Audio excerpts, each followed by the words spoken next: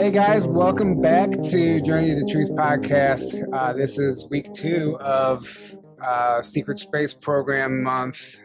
We're joined by Johan Fritz. If you guys don't know who he is, you're going to find out. He has an incredible testimony, incredible memory recall.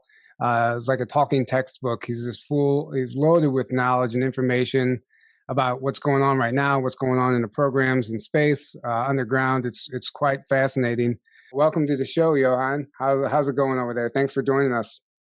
I'm doing very well. Thank you guys for having me. It's a pleasure to be on. Yeah, absolutely. So I'm going to briefly read through your bio. Actually, you know what? I'll put the bio in the description, and we'll let you kind of give us a background of your testimony, what you've been through, and how this all started for you.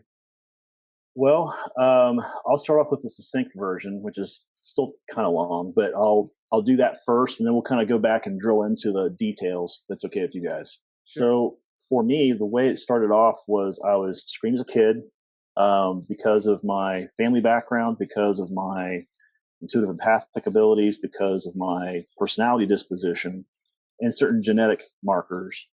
All those things make up what they call a metagene. And that metagene is what enables certain people in the programs to use certain technology. It also allows them to enhance or be used in certain ways that other programs can't use you. So as a kid, they already knew I had this. From age 5 up through age 12, I was being constantly abducted, trained. I was being put through MK Ultra, which you guys, or the follow-on MK Pegasus, which ended in 95. If you guys know what that is. Yes. Then age 12, that's when I actually started what I would call real super soldier training. For Peter the Insider, between age 12 and 14, apparently I still carry the record as having gone through all 4 layers of that fastest. So, for whatever that's worth. And at age 14, then they started actually putting me in what they called training missions, where they actually would have us in simulated armor. We would go through and do simulated battles up through age 17, 18. And a lot of this stuff as a kid, for me, was showing up as dreams. I didn't know how to quite process that. My mom just thought I had a super hyperactive imagination. Not the case. So at age 17, I actually enlisted in what's called DEP, which is a delayed enlistment program for the U.S. military. And that's when all the abductions stopped for me. It was the minute I enlisted in the Marine Corps. And I actually went through what they called an early boot camp program at that point. They don't have that anymore, but they used to have what they call an early boot camp program. I went through that, came back, went through my senior year, and then I finished up the last remaining part of my 4 years in as after my graduation from high school. Now, during that time, when I was actually enlisted and overseas, that's when all the stuff for the programs began for me. Specifically, the tracking that they had been doing since I was a kid, it followed me all the way through the military. And at that point, when I got to Diego Garcia, that's where I was taken off planet. I was put through what they called NDOC. A company called Shoreline runs the NDOC process on the moon. You're put through that. And then once you go through that NDOC process, they figure out where they're going to send you. Like who are they sending you to do actual work in the programs, right? My case, I qualified as a grunt, a soldier. Imagine that, right? And so at that point, I was sent to a program called Kruger, where I worked. I had 2 alters actually I know of at least that were in Kruger. And then one of those alters, the guy who I've using the moniker for here, the alias, that was my name in that particular program, which is Johan Fritz. That particular alias was transferred out at a certain point to what they called JDFC's Joint Defense Forces Command. They have a sub-command called Mars Defense Forces. And I basically was transferred there. I went through their boot camp, their weapon program. We did some missions with them.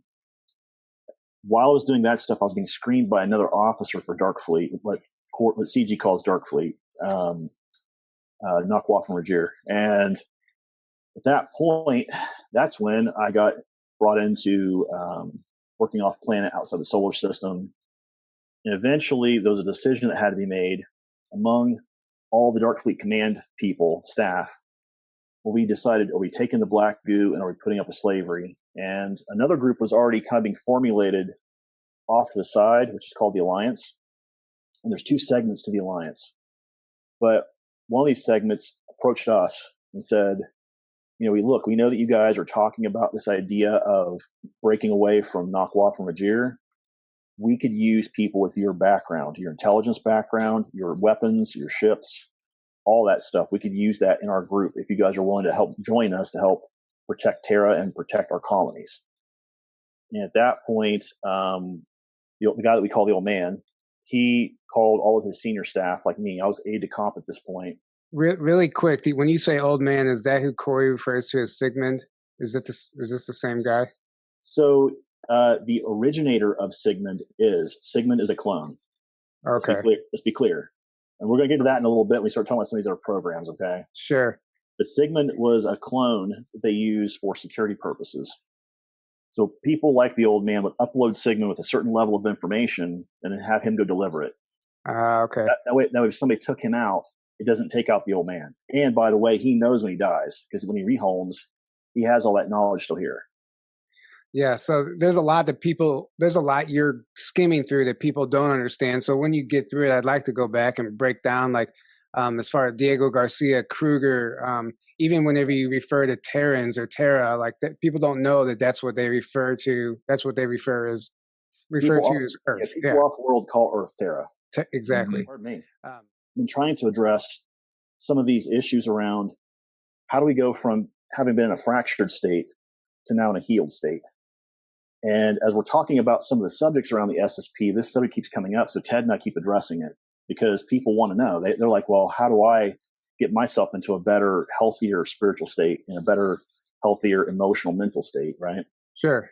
So that's obviously a concern for those of us that have been in. It's something that we all have to do, but more specifically, people who've been in the programs have to do that. So thank you for letting me do that. And there you go. Yeah. No, that's cool that you're doing that, actually, because that's actually the most important thing, because what good are we if we're not healed? Correct. So that's thank you. I'm actually really looking forward to hearing that. Maybe we could touch on some of that later in this interview also, but I don't know exactly where you were in your testimony. It's up to you. You can keep going, or we can go back and start breaking it down. So here's what I'll start breaking down the timeline so people can get kind of an idea of where things kind of happened, right? Yeah, please. So I was born in 1972, which should tell you about how old I am, ironically. By 1977, age 5, that's when I was in kindergarten, and I was also brought into MKUltra. Now, the way that looks for people is essentially when I went in as a Gen 5, Gen 6 super soldier, what that looks like to people is that I went through what they call the trauma side of training. Now, how do they do that, right? Well, for example, like at age 5, they started me off, and I think I've talked about this previously, where they'd have us in simulations. They'd put us in a simulation room in a cage. This guy with this big wife beater comes in, you have to actually kill him. That's the only way to win the confrontation, is to kill the guy. Step 2 is once you've killed him the first time, they put this little girl behind you have to protect. Now, what I've found out post this is the girl who was behind me was the girl who ended up being my XO on board the Franklin. We actually served together in Kruger, which I didn't know either, but we were talking about it, and all of a sudden it's like, whoa. It's like all these little synchronicities. Like she knew the other half of the same story that I already knew. Wow. And what we call that is called, we have like what we call a divine partner or a divine pairing between two people. That's how that shows up. Is they look for people like that, someone who you are in fact divinely connected with, spiritually connected with, that this person can anticipate your behavior, what you're going to say, what you're going to do, and how you're going to act. That way it cuts down reaction time. And this lady ended up, she was that young girl in that cage with me. And the next step was me and her teaming up to beat up the man, to kill the guy, you know. Mm. So at age 8, at that point, I would have been probably 1980-ish. Yeah. Mm-hmm. That's where there's a phrase that Eminem uses in the movie 8 Mile when he's doing his song, where he says, "This is when the mood all changed. It's like having two dogs in a cage." That was me at age 8, because at that point the simulations from having this whole simulation side to now actually physically doing something. They actually abducted me and pulled me in to physically actually do a behavior or an act. So in this, excuse me, for in the just to help people understand, in this simulation, is this like a hologram? Like you're a guy that comes in, does it look real, or does he see through? Is he transparent? No, it's real. Oh, it looks like it is a real scenario. I didn't even know it was a hologram or a simulation until the very first time I was brought into the actual act at age 8. Okay. That's what one of the guards told me. He said, well, you've graduated all your simulations. Now you can do the real thing. And then they put you in a real life or death scenario at that point.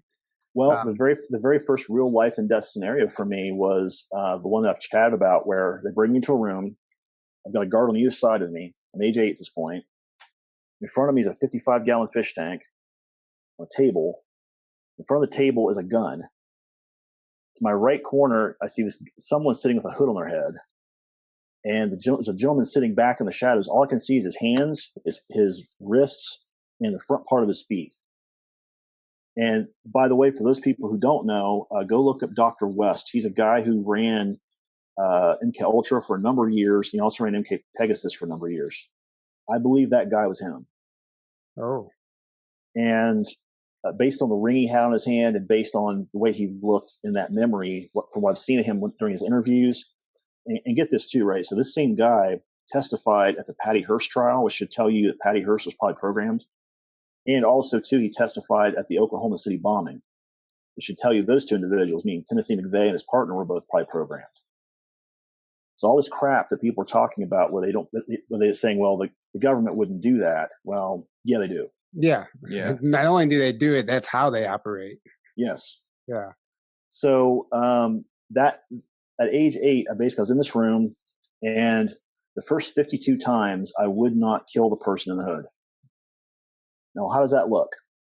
Well, either I'm being drowned, electrocuted, meaning electrical straps to your gonads and electrocute you, you die. They could beat the crap out of you, stab you, whatever. Maybe they use a gun on you, right? But those first 52 times I died. At the 53rd time, something changed for me, because when they brought me in, I basically had this thought in my head, is like I'm not doing that again. And when they brought me in the room, by the time he got out, what do you need? He'd normally say, what do you need to do? But when he said, what do you need? I had already grabbed the gun, shot the person in the hood, and I was actually pulling the upper receiver back to see if there's another round inside the magazine. And the gentleman sitting in the chair looked at me and said, why are you checking the magazine before? I said, if there's a second bullet, I'm shooting you. At that point, he said, congratulations, number 3, you passed. Now, what I mean by that is that everyone who's in the programs, when you're going through MK Ultra, you're numbered. Every group, meaning every pod, you should have 20 people in a pod, and they're all numbered. So you have 1 through 20. And I was number 3. And he told me that number 1 through number 2 had already been killed. They were not coming back to the program, so they couldn't pass. So whenever you say you were killed and you come back, people need to understand that. So is this a regen tank technology? They bring you back, or is this or are they just, is it a clone of you that's being killed and there's original? No. Okay. This is actually regen or hollow med bed technology. The reason why they do that, the reason why they leave the memory of you dying, is so that when you become an adult, you no longer fear death.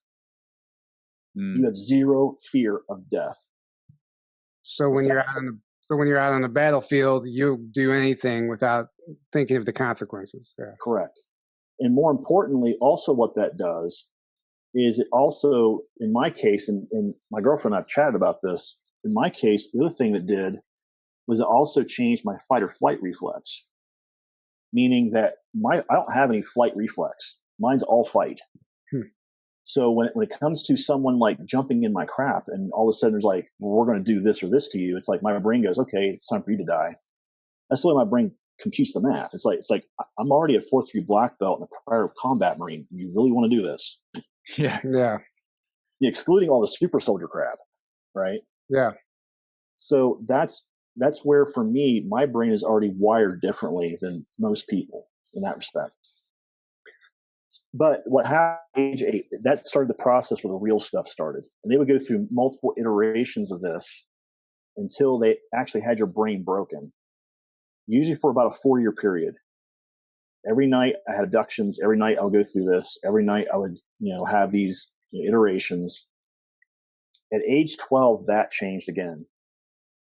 At that point, they brought me to this place up at the LOC where essentially I was put through what's called super soldier training. It was the very first time I was put into a room with a bunch of kids. If you guys ever watched the movie Soldier, that movie, you go look up Soldier, essentially the way you see the kids being brought up in those groups, military-wise, that is exactly what the beginning of MK Ultra looks like when you're actually in the super soldier part. Except they're teaching you how to function as a unit. Like you'll go through tests where you're expected to not talk at all. Because what they're looking for is psychically, they want to make sure all these people are bonded, right? The second thing that happens is they're looking for natural born leaders. Who gives the orders? Well, it was me and another guy, and we were the ones constantly giving the orders. So they broke us up into groups, and we were allowed to run our units as kids. And that's where they start picking out these people with natural leading abilities. So did you get your memory back immediately, or what, how did that process occur? So for me, it came in steps, right? The first step was I got out of the military. I basically was a functioning alcoholic, and I had a lot of issues around PTSD, stress, anger.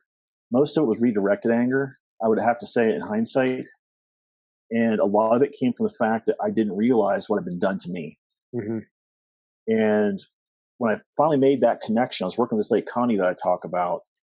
When she helped me make that connection, all of a sudden, the whole dynamic inside here changed. Mm. We started doing all the post-hypnotic regression stuff. And the second half of the session would be like her doing like massage work, Reiki work, energy work, maybe even actual therapy, like sitting and talking about how'd that feel to you? Where are your emotions at? Let's talk about processing that. Right. Yeah. So she was a licensed therapist, a board certified therapist and counselor. But she was more like metaphysically minded. And she was the person that kind of helped me navigate through working through all that stress. And what happened is she popped a lot of the memory caps. Now, I would have to say this, at that time, my brain was not ready yet to release that information. So from 96 through 2012, I was going through this steady process of my brain, my subconscious saying, I'm ready to release this now, right? 2012, I had an NDE. All of a sudden, any chemical blank slating, any psychic memory barriers, any of that stuff popped during that NDE. I come back. And by the way, I'm not saying go have an NDE. I have to be clear about this because through some of my discussions, some people have gotten the impression that that's okay to go do. No, it's not. Don't do it. And some people who don't know what that is because maybe they don't NDE, near-death experience, just Correct, yeah. to clarify. Yeah. So in my case, I had that happen. And then when that happened, all of a sudden, I went through this massive change internally. I had met this woman who I'd been married to. And through that process, I basically had a bunch of these memories starting to crop up. And what I started doing was I took all these old documents that Connie had given me. I had already scanned them into Word docs, basically. And I started formulating the flow of how all this stuff kind of fit together. I was listening to other people who had been through this, and I was trying to reformulate what happened to me. Like, where does that fit structure-wise into what happened to me, right? Mm. So over the years, I've been writing all of that stuff down. Okay. And what had happened is after I started writing all this stuff down, I started trying to figure out where these memories fit into the timeline. And that's that timeline we were just talking about, right? So yeah. When I got taken up there, this is after the super soldier training, right? So I go through that 14, joined the military. All of a sudden, the abduction stopped. And I'm like, whoa, this is kind of weird. But basically, for a year, I didn't have any abductions. And I thought that was fantastic. Mm-hmm. Even though it was my senior year in high school, it was like the most peaceful time I had. Because I already knew I had a job post high school, and I didn't feel like I had the abductions going, so I could actually sleep at night. I didn't have like all the stress and all that crap going on. Sure. Yeah.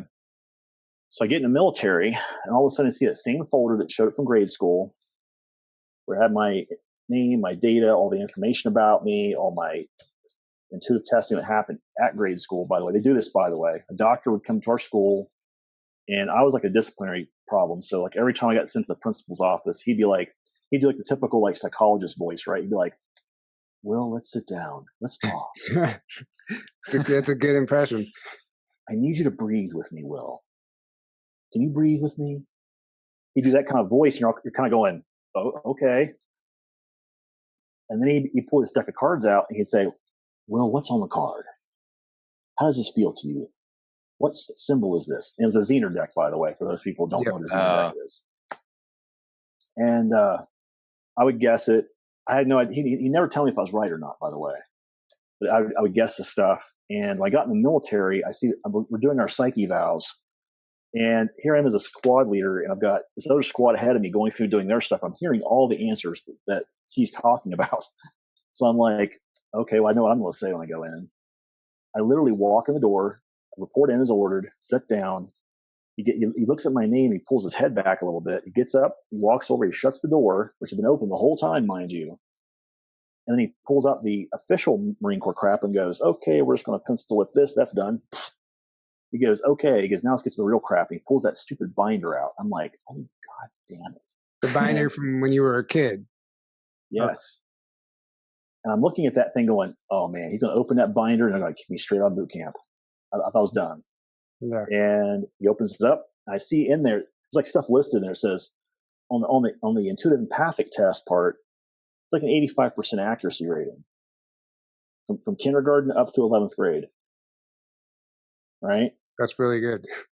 On the personality disposition part, that's the part I found problematic, because it had stuff like this individual does not respect authority. This individual is highly aggressive. This individual uses violence as a tool. You know, like shit like this is showing up on the list, and I'm going, "Oh my God."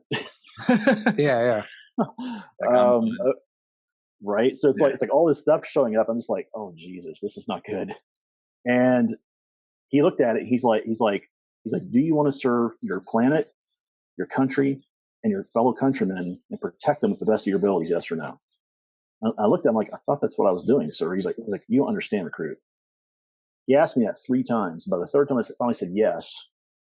He's like, "When you get to your AIT screening, when they actually screen you again for your AIT testing," he goes, "you need to give the captain who you talk to this word, and he will give you a word if you give him this word." That's how they actually track people who are starting to enter the programs, is through these keywords. Different programs, different access to these programs are tracked by keywords. Does that make sense? Yes. Yeah. Okay, so they would have to have some type of system in place. Yeah. Well, it's called challenge and response system. So when you come into an area and they give you that keyword, what they do is they look at their list and they give you the response to that list, which is them upgrading you or giving you the new keyword or challenging that keyword, right? Point is that happened with me through the military, and happened twice. And the third time was when I went to the moon. So I get deployed to my unit in Okinawa after going through AIT, jump school, all that stuff. I get to Okinawa and we get deployed.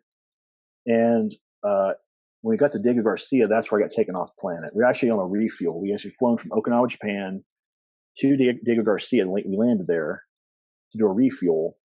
And what they were going to do is fly helicopters from Diego Garcia, or the airplane from Diego Garcia, to either Yemen or UAE, and we take helicopters back down to the Kitty Hawk CH-53Ds. And that was the plan, anyhow. Now, so all of your training you were just telling us about, that all happened on Earth. All the MK Ultra, all the training. Okay, so then Diego Garcia is an island in the Indian Ocean, for those who don't know. The actual super soldier training happened up there. Okay. But everything excluding that happened down here. Okay. Just so we're clear. And then Diego Garcia, is that just a military base on an island in the Indian Ocean? It's actually in the Indian Ocean.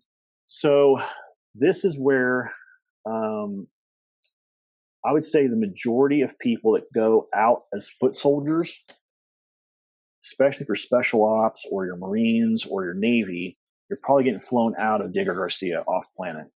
This is also the number one place where the Merchant Marine Fleet, when they do exchanges for slaves to whatever, they're doing it here as well.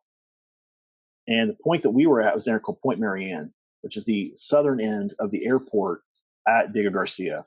So if you look in here, there's this long 2.5 mile long runway, right? Mm-hmm.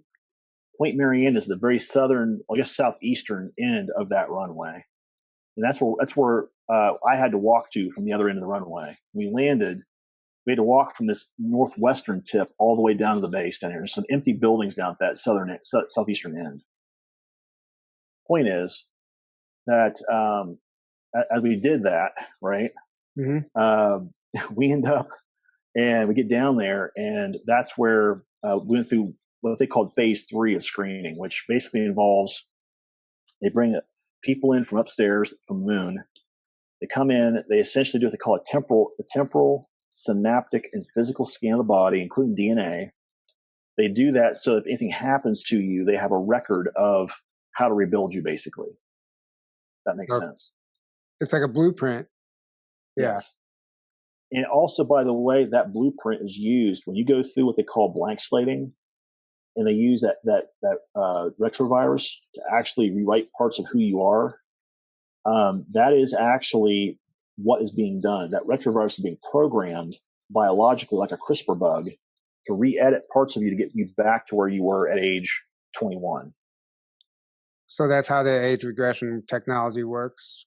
It's part of it. They also use chemicals that it's the same chemicals they're currently using today for like diabetes medication. They also inject that into your system. And what that does is it reduces the inflammation. It reduces the cellular degradation. There's a whole bunch of stuff. And what it does is it basically makes you de-age by 10 to 20 years at a whack. But the virus is rewriting the internal stuff. So that's usually the two-step. Anyhow, the point is that they're doing all this, the baseline, the baseline material to get you back to that point before they even take you off planet. They're also doing a timeline snap, meaning they're looking at where are you at in Earth's current timeline if they have to do a looking glass reinsertion to dump you back here, right? Yeah. They want to know the time, the place, location, the timeline, and also, too, what condition are you in that timeline?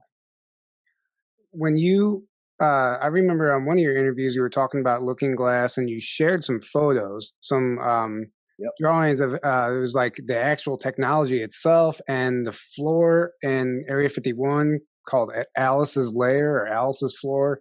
Yeah, it's just right here. Yeah, if you don't mind, because that is absolutely, I don't know where that stuff comes from, but if it's accurate, that's good to have. That's good to know. There's actually a guy named Adrian Basaggio who actually released this out to people. He actually put this data out there for folks to look at to show that it was real. And I actually got a copy of it after looking at one of his presentations. Now, this is the interesting part, right? So I want everyone to think about the number of TV, movie, video references that use the white rabbit down here in the bottom left-hand corner. And the fact that they call that Alice's Floor, and that aligns with some Q drops also in Project Looking Glass. Correct, yeah. And the white rabbit is essentially the idea of literally going down through the temporal wormhole, going from timeline A, place A, to timeline A, place B, somewhere either forward or back in the timeline. Right? Yeah. So yes, this technology does have its pluses and minuses. We actually have a group that works underneath the ICC Super Board. All they do is temporal operations. I've talked about that quite a bit with the change in certain presidents, the change in certain scenarios, temporal timelines being rewritten or flipped or recombined as or as they call it, recombinated. So yeah, that stuff happens. That's why. The bottom line is, all these checks were done. They hit us with a drug. They knocked us out as we were taking our clothes off. They wanted no Terran clothing, no Terran marking on us, including dog tags, by the way. When we went up to the LOC. The next thing I remember was waking up inside the Dart. Me and two other gentlemen. It's a Dart. I was just going to ask you, what craft did you take to the LOC? It was a Dart, and the two gentlemen who had knocked us out actually were the two guys piloting the craft. And basically for me, what happened was I woke up inside the Dart and I looked to my right, and down where the handle would be on the door, there's like this embossed area that basically said built by Lockheed Martin, and it had their little emblem on it right in that area of the door. So I know who built the craft. Of course, we know Lockheed and Boeing. I mean, they've been well. And I worked for Northrop Grumman underneath of some of Lockheed's programs unknowingly after this. Really? Well, that's where these black budget programs spawn from. That's where this technology is created. And there's think tanks. I mean, that's what William Tompkins talks about, sitting in on those think tanks. That's where a lot of these designs came from. So at that point, as I'm sort of awake, I'm kind of groggy. I hear these two pilots talking about this idea of what they call Jericho, which is a city on the moon. That's what it means in Arabic. And when I heard that phrase, the ship was turning this way, and you could see the broken off Pyramidion and the upper area of the LOC on the moon inside this crater, the Jules Verne crater. And they were diving at this, what looked to me like another crater inside there. I thought we were going to hit the surface. We went right through it. And it's a hologram. I blacked out again. And by the time I woke back up, that was when the door was opening up and we were being drugged out of this Dart craft by these guys in black camis. And they bring us into this area that Shoreline uses for reception. And they basically handcuff you to the seat, and they also ankle cuff you to the seat so you can't move or run. And I don't know how long I was there, but I remember this guy sitting next to me basically said, don't look around. They'll see you. If you wake up, they will know you're awake. He said, this guy over here, he's already dead. And when I kind of moved my head up a little bit, this guy had his head all the way back, and he was ashen gray, and he was dead. Wow. And they were giving us a drug injection when we were in the chair, which I'm guessing was done to basically magnify or amplify our psychic abilities. Some people don't have the ability to handle that injection very well, or they negatively react to it. Same way we do with viral stuff today here on Earth. Sure. Sometimes people's bodies just doesn't agree with the shot, right? Yeah. At that point, I'm screened again. And after going through that screening process, I'm essentially put through what they call INDOC, which basically means indoctrination. They put you through an MK Ultra upgrade. They give you a whole bunch of packages based on the programs you're going to be in. They call up certain altars. They program those altars up. Now explain what an altar is. Sleep. Explain what an altar is, please, for people who don't know. Okay, so the easiest way for me to explain this without getting into a whole bunch of psychological technobabble is to say that when you go through trauma, a part of you disassociates from the current cognitive mind. Part of your subconscious will disassociate away from that to protect the mind. And that part that disassociates is the alter ego, the alter. Mm-hmm. And what they do in the program is they take that disassociative part, they crack it open, they dump all the memories, the trauma, the pain, all the programming, all the language upgrades, every skill set you would need is dumped into that altar at that time. Every 72 hours after an upgrade, you're tested. So, for example, you might walk into a room and they'll start immediately speaking to you in German. And they expect you to recall and talk in fluent German as if it's a normal thing to do once that altar is activated, which is usually activated through either a set of keywords or a set of key alphanumerics, usually. And as you're talking to these guys, they may have you do like martial arts. Show me this particular martial arts style. You do it. You do a full kata on what that is. Show me how to use this weapon. And they have like weapons laying in front of you on the table. You have to pick the right weapon. You have to be able to basically chamber around, fire the weapon at the target, pull the magazine out and put it back on the table as if it's autonomic reflex. So it's like the Matrix, basically, in a way. The Matrix does not do it justice, in my opinion, because it's not like, in my opinion, Neo is still bound by his own brain. Okay. Whereas with this, there is no bounds. It's like essentially in the altar, there's nothing up here limiting you on what you can do. There is no limits. There are no morals. There are no laws. There are no black and white. It is just do or not do. So Neo's character was just to make it digestible for the audience. Yes. Yeah. Okay, continue. This is fascinating. Yeah. So once I went through all that stuff, at some point, one of the guards came in and I didn't realize it was my final testing in INDOC. He comes in, he's like, you've already been requested to go to your next assignment. So what I didn't realize at that time until later, when Peter and I were chatting about it, was that Gabriel Kruger had actually requested me to come directly to Kruger because of my test scores. Because he was screening everyone that went through my particular INDOC program. Like, where are these people at on their scores? Like, what are their aptitude tests? What are their IE tests? What are their weapon tests? Martial art tests, all this stuff. What is this person? What can they do? Right? Yeah. Apparently, the minute he saw my test scores, he's like, I want that guy and I want him here now. So I get jerked out of training. And I'm thinking I'm getting blank slated, by the way, at this point. I didn't realize I'm being sent somewhere else. I thought I was getting blank slated. But all of a sudden, the guy brings me to a separate room. He says, take off all your clothes. We're going to give you a new set of clothing to walk to the base. That way people don't know who you are or where you are. Change my clothes. We're walking on the first level, by the way, of the LOC. There's a landing area out here. Shoreline's the back area of that landing area. That's where they do all their INDOCs on the same floor. That way, if you somehow don't make it through INDOC, they can immediately take you back to the earth and blank slate you.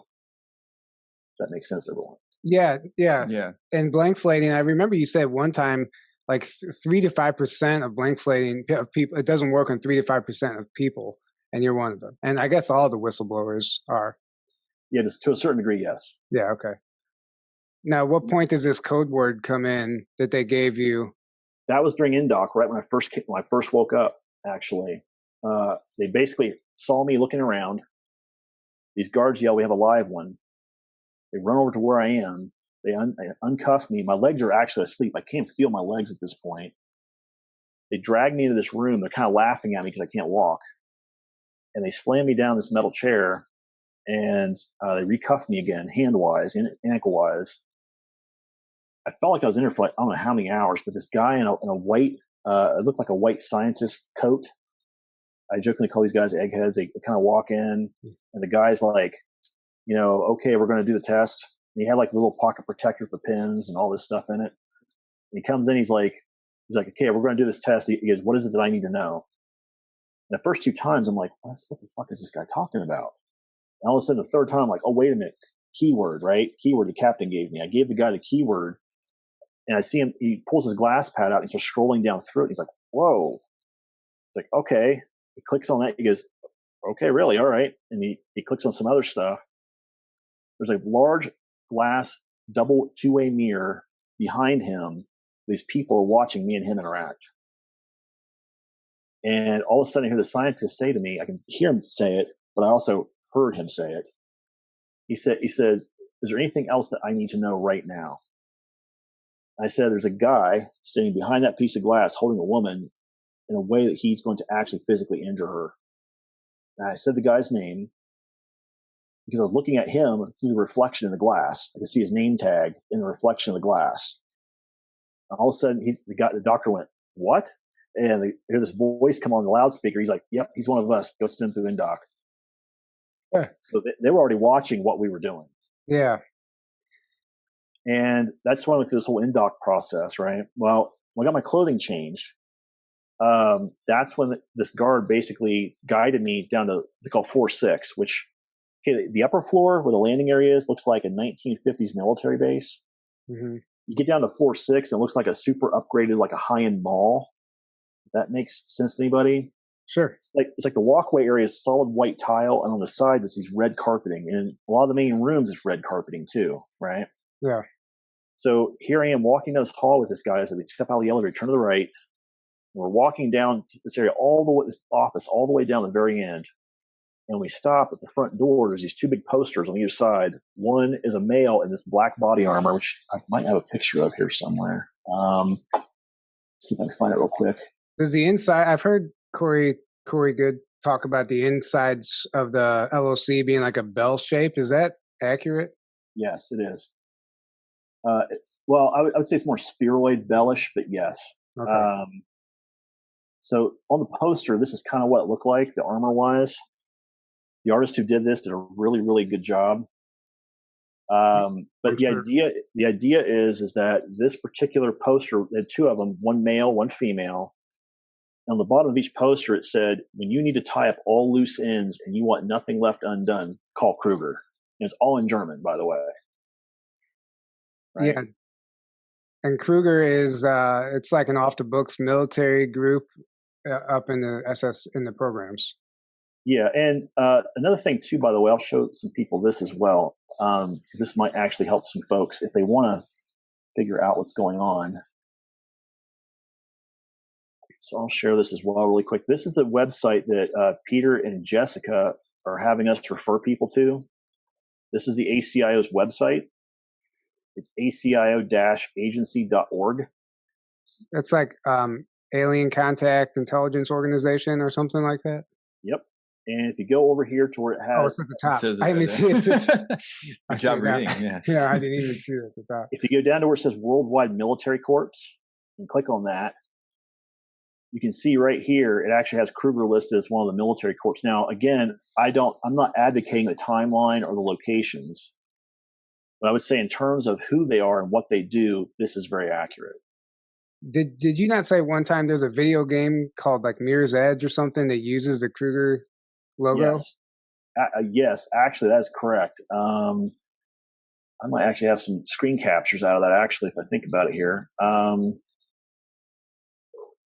See here, guys who for the listeners out there, I know this is a lot of information to digest, and it's hard to get through it all, and really it's hard to get through it without being distracted because things need to be explained. So we apologize if we're all over the place here, but just bear with us. This is one of the many images we see Kruger put on the back wall inside of the Kruger Sec building, and this individual here, believe it or not, in real life, she is the granddaughter of Gabriel Kruger, Faith Connors. Really?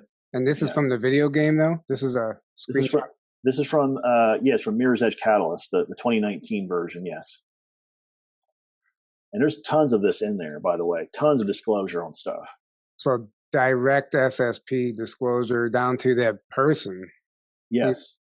Gabriel Kruger's in that game.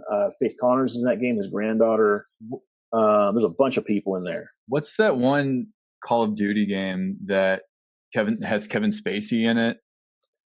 I think you know what I'm talking about? Mm-hmm. Like, where he that he's like but then Call of Duty Cold War, maybe. Is that the right one?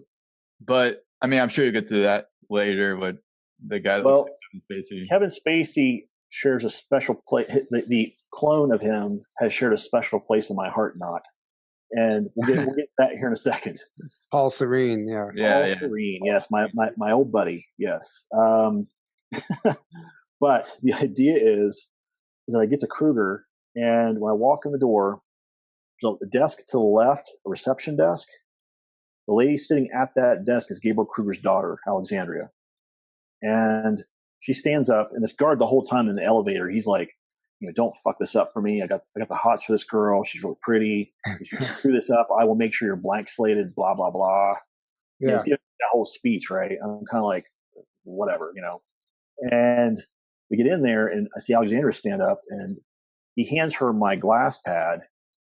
And all of a sudden, as she's reading the glass pad, Gabriel Kruger walks out of his office and comes out front, and he's standing there looking right at me.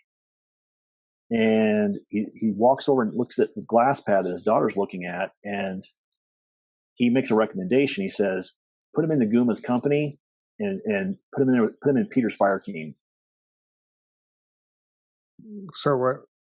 Now, I'm going to get to that reference in just a second, okay, so people understand the impact of that statement, right? So he walks back over to his office. This guy who I call Commander Naguma, which may be the wrong name, but in my head, that's what I seem to remember. He comes out, and I've actually met this guy in the here and now. He does have memories of Faith because Naguma was dating Faith up there, and he's looking at my glass pad, and he's like, "Holy shit! Look at the scores this guy's got." And Alexander's like, "Yeah, Dad says to put him in in your company with Peter, right? The Peter he's talking about is Peter the Insider's fire team. Okay. Peter and I served together in Kruger for a while. Interesting. That's where the baseline information is. Like, Peter and I, we know each other on that level. Like, we served together. Like, I know his voice. I know how he's going to react. Psychically, I know how he thinks. That's what happens when you're in a fire team. You guys get kind of synced up, and when you're doing stuff, it's like you kind of enmeshed. You kind of know exactly what that person's going to do. Sure. So, and that's why Peter, the Insider, has been such a crucial part of a lot of people coming forward. Yeah. And also, too, by the way, I'll say this: if you go back to that ACI website, so yeah, Peter's stuff is on there. I'll share this really quick that way you guys can look at it while we're talking about it. We actually put what we call it up here on the menu. We had ACI Associates, and Peter's bio is up here as well, by the way, and so is Jessica's. When you click on that, it brings up James's bio, it brings up Anthony Zender, and it brings up mine. This guy Michael down here, he is the guy who was in fact Commander Naguma, the guy I'm calling Commander Naguma. Oh, interesting. So anyhow, the idea is that so Naguma takes me back. He brings me into what's called receiving, right? The first thing they do when you go into Kruger is they actually put you into a clone body. That's the very first thing they do right off the bat. They have you take off all your clothing. They put it on this little like cart that's like next to this little cryo unit. They bring you over to a tank where you basically step inside this vertical tank. It fills up with this liquid auger mask on that has a display on the inside and a display on the glass. And what's happening is as this tank fills, what they're doing is they're getting ready to transfer the essence, either the alter or what's in your brain, to the clone. Interesting. Now, I looked over to my right, in my case. The clone was in the tank, already filled up asleep. And it looked like me, but it was much larger and very physically edited. I'll put it that way. Okay. And I started to panic a little bit, and the doctor was he's standing right in front of me. I can hear him talking to me through the earbuds in my mask. He says, "Don't worry, everyone panics the first time. He goes, just relax, and we'll get you taken care of." And he's speaking in German. He's speaking in German, by the way. And I'm kind of like, listen, I'm hearing him like, wow, I should understand this guy, what he's saying. It's weird. And all of a sudden, I start pumping this gas in. I blacked out. And next thing I know, I'm waking up over in the other body. When you woke up in the other body, could you see your original body? Yeah, they were draining the tank. They pulled it out, put it inside a cryo unit, and slid it back inside this cryo storage area where they had a bunch of people that were in cryo. And then that body is just kind of remain there for the duration of your time in the programs, and they put you back in that body before you were spliced back. Kruger and Monarch are a few of the programs that use clone bodies. MDF and Knockwaffen do not. Okay. They do not use clones. But Kruger does. And because what happens is with Kruger, since you're what they call a direct action team, what happens a lot of times is if you ever get shot, if you ever get wounded, if you ever die, there's two things they do. One, they always bring the body back. That way they can't recover the tech from the body because you're usually full of femtotech and other stuff that other companies want. And secondly, the part of you that's in the brain rehomes right back to the cryogenically stored body. It's like having this weird kind of a weird save game. You ever played video games and you have like a little save spot where you're like going in to do your boss fight, and all of a sudden you wake up and you're back in your body and you're like, crap, They put you back in the tank, new clone, they send you back down at the same boss again. It's almost like that's where they got it, the idea for respawning in a video game from the program. Yes. But that's what happens in some cases. It happened to me a few times. And what ends up occurring is at a certain point, you figure out that you also have these MK Ultra abilities that are there as well, the super soldier abilities. So working with some of the technology in there, they would have some of us work in the labs. This guy that we call Dr. N, essentially he was the guy that built all of the implants and augments for people. He also gave the guidelines on cybernetics if they were to be used in Kruger. And a lot of times, like with me, he would have me test the implants, the stuff they put on the outside of the skin that activated some of your super soldier abilities, right? you can immediately subconsciously tap into that part of the psyche that says, well, I'm going to manipulate time. I'm going to warp and manipulate time, space, matter to do such and such. Right. So a couple of us, level 1 super soldier is what we call a runner, the equivalent of a runner in Catalyst. Right. Yeah. What we would do is what I would do is Dr. M would give me a new implant, wherever it happened to be. He'd say, go test it.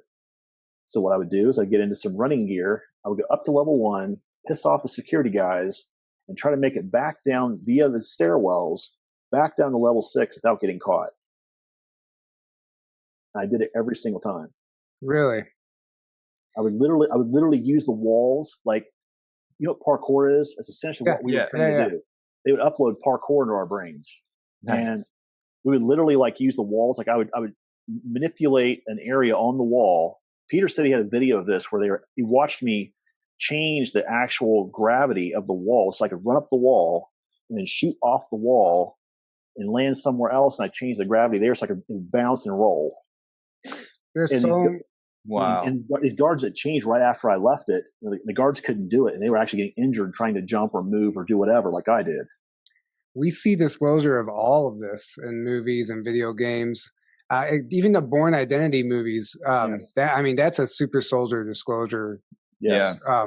Treadstone, Blackbriar, yes. Yeah, exactly. And even the assets and everybody that's hired in that movie, they're all super soldiers. I mean, they all doing parkour and their fighting abilities are just like elite. And hearing you talk, that's what I think of. It is the same thing. I look at that, and by the way, they're also both ran by the CIA. So just so clear. Yeah. So, the guy who was handing me off to the programs was the CIA attaché that was attached to our unit. I believe he was there for a reason. Yeah. He's also the same guy who later on got me into some issues while I was actually deployed with Kruger. This guy that we used to call the John. John David Lynch. You probably heard about him in some of the Call of Duty games. Oh, okay. Another guy by the name of Jason Adler that worked with him. It's also in Call of Duty. Those monikers are real names. But the thing with John David Lynch, his actual name is Burke, Martin Burke. And so there's a whole big story behind that Peter and I have been kind of weeding out, trying to find the truth in the middle of all that. But the idea is that these CIA people use human assets and trade human assets and move them into the program so that the programs can stay continually active. So then, there are multiple programs going on at one time, and you ended up in Kruger, which, like I said earlier, that's like kind of an off the books program. Can you explain what life was like in Kruger and what you guys did there? So the phrase for Kruger is actually Kruger Mercenary Corps, KMC, is the joke that we kind of talk about within the group. And the Mercenary Corps, you're correct, it was an off-the-books Black Ops military budget program. We used TR-3s to do inserts into our target locations, either on planet or off planet. TR-3, a triangle craft, the black triangle? Okay. Or gray, some more gray. Depending on the revision. Like if you go A through C, I think they're black. As soon as you get to the D revision, it's more like a gunmetal gray color on. Interesting. But they are triangular craft, and they vary in size. Some of them do. But the idea is that we use those craft to do insertions and extractions, meaning your infill, exfil portion of the mission. So we did that. We did tons of training on that every day. We do these little drills. You run on board the craft. You'd sit down in the seats. They would call the drill that they would do was they would actually have a pilot actually activate the light tree that's right behind the officer. So at red, you're in your seat. At orange, you're actually standing up and you're getting ready to actually step on these yellow footprints. When the yellow comes on, you step on the yellow footprints and pull these two cords down, it locks into your armor, the DLI, the dual line insert system. At green, the bottom of the ship actually opens up and they drop you out. Wow. All that takes about a minute. It has become autonomic, basically, is what they're trying to do. So that was the training. Did you ever do that? Did you ever actually do that in real missions? We did it for every mission we did. Okay. minus 2 that I know of. And those were both off planet. They were actually elsewhere. So these were missions on Earth you're talking about. Yes. So what kind of missions were you actually doing here on Earth then? Well, we had a variety of missions. One, you have to understand that most of what Kruger did in terms of mission parameters was all ICC Super Board certified and okayed. Meaning the triumvirate basically came in and said, we need you to do mission X or assist with mission X. So what they would typically do is they'd have Earth Defense Forces dealing with part of it. They would call in Kruger to deal with the part that didn't want to get screwed up. So there may be ETs on the planet, but they'd have us come retrieve the tech or us deal with the big baddies that the normal EDF guys could not deal with. Because we had amped up bodies, we had super soldier abilities, all kinds of stuff. So yeah, I think I remember you telling the story one time that like they almost were using a kind of a looking glass technology or something. They would actually see the mission before it happened, so that you would know exactly what you needed for that mission, and yes. And if somebody was going to get hurt, you knew what type of medical gear to bring. Yeah, that's fascinating to me. They have folks that do that. They can dip into the highest probable timeline, right? Mm-hmm. And that doesn't mean it's always going to happen that way. The mission that retired me out of Kruger actually did not happen the way the looking glass technology said it would. Really? What it tells you is the individual who in the CIA basically screwed us over, he actually made a decision during that mission live that caused me and Peter and other people to get either hurt, retired, or dead. Really? Yep. But prior to that, it was always just wham bam. You knew exactly what you're doing in and out, effortless kind of. I would say the 3 big tags that would always show up in our missions, and we did like 60 plus missions with Kruger. Okay, so the 3 big tags that always showed up. The first one is Mobius tech, which essentially is timeline co-creative manipulation tech that was developed prior to us here, and Mobius hijacked it, started using it, and we started recovering it to shut it down. Isn't that the soul trap technology? Is that not Mobius or not? It fits the same profile, yes. I would have to say, in my opinion, yes, it is the same technology. But the idea of a soul trap, it's not the really correct term. That's actually an incorrect moniker for what that technology really does. But the idea is that you have to understand that we're living in a created pocket universe because Mobius had screwed up the previous attempts to try to manipulate our universe. So do that for a minute. All right. Do any of this for a minute. Shit. That'll warp some people's noodles, right? Yeah. But the idea is that technology it can be unstable, but ETs typically have been using it because of that instability. They know it has an area of effect. So, for example, this is what I'll talk about for just a second here. Think about the unrest that's been going on in the Middle East for the number of years it's been there, right? Yeah. And the idea is that these ET groups and Mobius have been plopping Mobius tech right in these hot spots, and the area of effect is affecting everybody around it. This is why you see these wars start cropping up in certain areas, or the Arab Spring, or all of these Muslim insurgencies and riots in Europe, for example, or what happened in Russia with Chechnya and all these, the issues they had there. All that crap. Is it like a group think? It makes everybody puts everybody on the same page. Sort of, yeah. What it does is the unit basically has these 2 large twisted crystals inside it. They're the power source that manipulates the time, space, matter around us, right? Mm-hmm. The actual processing unit has 4 buttons on it. And that tells them to what degree they're going to manipulate that co-creative ability we have. And what it does is it actually continually suggests to the people in that area of effect that maybe you should do this. It's continually trying to implant that thought into the thought streams, right? And it's like a subliminal message, kind of, yeah. Yeah, but it's happening on a brainwave frequency. So you have this information constantly being dumped, right? Constantly reinforced, constantly dumped. And all of a sudden people start having this thought of, well, maybe I should go do that. And all of a sudden now they're being controlled by that tech, right? Wow. It's one of the things that super soldiers are actually immune to is Mobius tech. because we've already gotten our brain hemisynced. Outside influences don't affect us that way anymore. So where do you said the Middle East, this technology is located? I mean, I can see all this over the world. All over the world, yeah. All over the world, but that's one of the areas that specifically that we kept going back to a lot there in Europe. I feel like this would be used in like major cities and stuff to you can keep people asleep that way, right? Yes, absolutely, right. Yeah. You can put low vibe thoughts into their head and like very primitive desires and cravings and stuff like that. If you have an area where, let's say that you're trying to make sure that people do not revolt, you could program the tech and turn it on and actually put it on what they call aggressive mode, which is the top mode. And that's exactly what you're talking about with people going to sleep.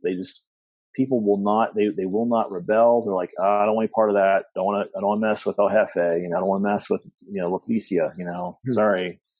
They won't do it. And because they're afraid, and they basically, the co-creative part of their brain is basically telling them that I do not want any part of any sort of insurrection or rebellion or revolution. Is this what happened in Phoenix, the Phoenix Lights, why nobody remembers that? Like it just kind of came and went? Can they do that to make people forget this UFO sighting? They can, and they call it these gases that the Draco used in their craft. They can also, I think William Tompkins even talked about this. William Tompkins. Yeah, he actually has an actual photograph of the reptilian tanker emitting this gas. Yeah. So you have this gas that can be put over large population areas, right? It does that too, but on a more direct interaction layer, right? So there's multiple ways they can do this, and they usually use the tech and the gas in areas with high population centers. Contrails is another way to tell if you're in a high population center, by the way. If you do not have contrails above where you live, they're probably not using Mobius tech or the gases there. Oh, they're using them here. Using it here for sure. Yeah. That's interesting. Okay. So that was, I would say the Mobius tech was number one. Off-worlders, meaning people who are not Terran, would be number two. And three would be we would be given directives and mandates directly by the super board, meaning one of the missions I talked about, Paul Serene, where I took his clone out, right? Yeah. That was an actual triumvirate direct action mission that we were told we had to do. There was no way of getting around that. We were basically told we have to do this, and that is that, and have fun. And so, go ahead. So basically, that's the three main groups of the missions you typically find Kruger people in, right? Okay. Yeah. And usually they're contracted, they're paid and contracted to go do that particular mission. So let's get in. I mean, this could go on forever. There's a million directions we could go, but you mentioned Paul Serene and Kevin Spacey. So how many? So from what I understand, Kevin Spacey is a clone of Paul Serene, basically. But Kevin Spacey doesn't actually know that there's another version of him in the programs. Paul Serene is using a cloned body of Kevin Spacey, yes. Okay. And then this is the case with other actors and politicians or not? Like I've heard you say Tom Cruise before, I think. So if you look at Monarch, which is the company that Paul Serene owns and operates, he actually provides a security service to Hollywood and elite people who have the money to pay for a clone. And what he does is he gives them the ability to give them that what he calls ultimate blanket security, meaning if they kill the clone, you're still alive, right? Sure. We'll even provide psychological services to help you when you come back, sort of thing. That's the way he markets this to the Hollywood, the political people, your CFR Bilderberger people, all those guys. And what ends up happening is that when he gets that genetic sample, they have the ability to use that clone elsewhere now. I've heard that, I don't even know where I heard this from anymore, but I've heard that like Tom Cruise in particular, like they use his clone in movies. That's why he does all of his own stunts, and that's why he doesn't need a stunt double because it's his clone. I would disagree with that because I know he broke his ankle filming one of the Mission Impossible movies. Okay. And he talked about it. But the clone being used actually is a guy who actually runs the Umbrella Corp. And you guys may have heard of the what's the game where they have the the zombies that are created by the virus. Resident Evil. Yeah. That's Umbrella. Mm-hmm. Again, hard disclosure showing what Umbrella does as a biological weapons manufacturer. So they take off-world tech, they turn it into bioweapons, and they sell it to the other programs. In terms of like, what they're doing, how they're doing it. The Umbrella tech basically falls into the NBC category, right? Now, typically they don't do nuclear, but they definitely do chemical, biological tech all the time. The guy who runs this name is Richard Bay. He's the guy running Umbrella Corp, and he's not a nice gentleman. So basically, on that page we were looking at that had the worldwide military corporations, I'll bring this back up again here real quick. Yeah, so you guys can see this. Basically, you see this little statement here. It says 4 corporations with positive influence on humanity, right? Mm-hmm. And then when you scroll down, it says corporations with a negative influence on humanity. And look who the top one listed here is. It's Monarch. Monarch, Mobius, and Delphi. Umbrella is also listed here too. Murkoff, Shaw House. There's quite a few of them in here. But the idea is that as these corporations start doing more and more operations against the will of the people here on the planet, that shoves them more to that negative category. That makes sense to people. Yeah. Sure. Yeah. I remember you saying one time there's a photograph on the internet somewhere of Kevin Spacey and with somebody else. Ghislaine Maxwell. Ghislaine Maxwell, Ghislaine, however you say her name. But it's actually not Kevin Spacey. That's actually Paul Serene in that photo. Yes. Are you able to pull that up? I haven't been able to find it. They took it off the internet. Makes sense. No, of course they scrubbed a bunch of crap off the internet here within the last 4 months. Basically, the easiest way to tell when you look at a picture of Kevin Spacey to figure out if it's him or Paul is when you watch the body language, right? Mm-hmm. I mean, Kevin's a great actor, don't get me wrong. But the idea is that when you watch the body language involved with how Paul operates, he understands that if something happens and he's out in public, Kevin's the one taking the hit, not him. So he could potentially be the one who's responsible for all the pedophilia allegations. Yeah, he actually is. I'll say that on the record. Yes, he is. So it's not it's not Kevin Spacey. No. I wonder how many other people that's the case for. Well, and I'll show another good example, right? So you look at Shaw House, for example, that Peter talks about all the time. Jeanette Shaw uses a clone of Taylor Swift, and guess what? Their office is in London, and who is she currently dating? She's dating a very well-known British actor who lives where? In London. So you have to start asking some questions. Who are we dealing with here? Are we dealing with Taylor or are we dealing with the clone? It's Jeanette Shaw. Yeah. It's so fascinating about so much information about this clone program coming forward. I think that's going to be. So there are 3 reasons why 3 big companies who use clones and practice and study with clones. First is Kruger. Second is Monarch, because of the security solution they're providing to Hollywood, the elites, these big elite groups, right? Yeah. The third one is a company that Peter's talked about, USS Ark Corp. And what they're doing essentially, Peter and I chatted about this company, Ark, in that title, stands for Antediluvian Recovery Center. And what that means is they're going through looking at all these people's genetics on Earth. They're trying to recover what they call the Adam genes, the Adamo genes. If you look back at Zechariah Sitchin or the Adaharsa story, the Epic of Gilgamesh, that idea of Adamo, meaning the first man, meaning the first us, that particular being had a lifespan in current years of 720 years, which is a reason for that astrologically, which I could go into, but I don't have time to do that. But the idea is that they're trying to find the genetics that allows us to go from a 72-year lifespan back to that original genetics of 720. The Lyrans are doing this, by the way, because they consider us to be their genetic cousins. So just so we're clear. So, wow, this is deep stuff. So the cloning, I just think the clone program is going to be a major part of disclosure that I think most of the public is going to have the hardest time with, knowing that some of their politicians and actors have been clones the entire time. there's two things I'm going to say directly about the whole clone aspect that I have a big issue with. And I've said this, you guys have probably heard my videos where I've talked to this guy who's a policy guy for Biden, right? Oh, yeah. When I sent my letters to him, the clone aspect of this was the hardest for me to write because I had a lot of heartfelt issues around it. How are people going to feel when they find out there's a copy of them up there being used for, sexual slavery, torture, they're being partially eaten, regenerated, all kinds of stupid shit. And then you've got the other aspect of this is what happens if we bring them back and this person commits a crime and it looks like you did it. Yeah. I mean, genetically, they're an exact copy of you.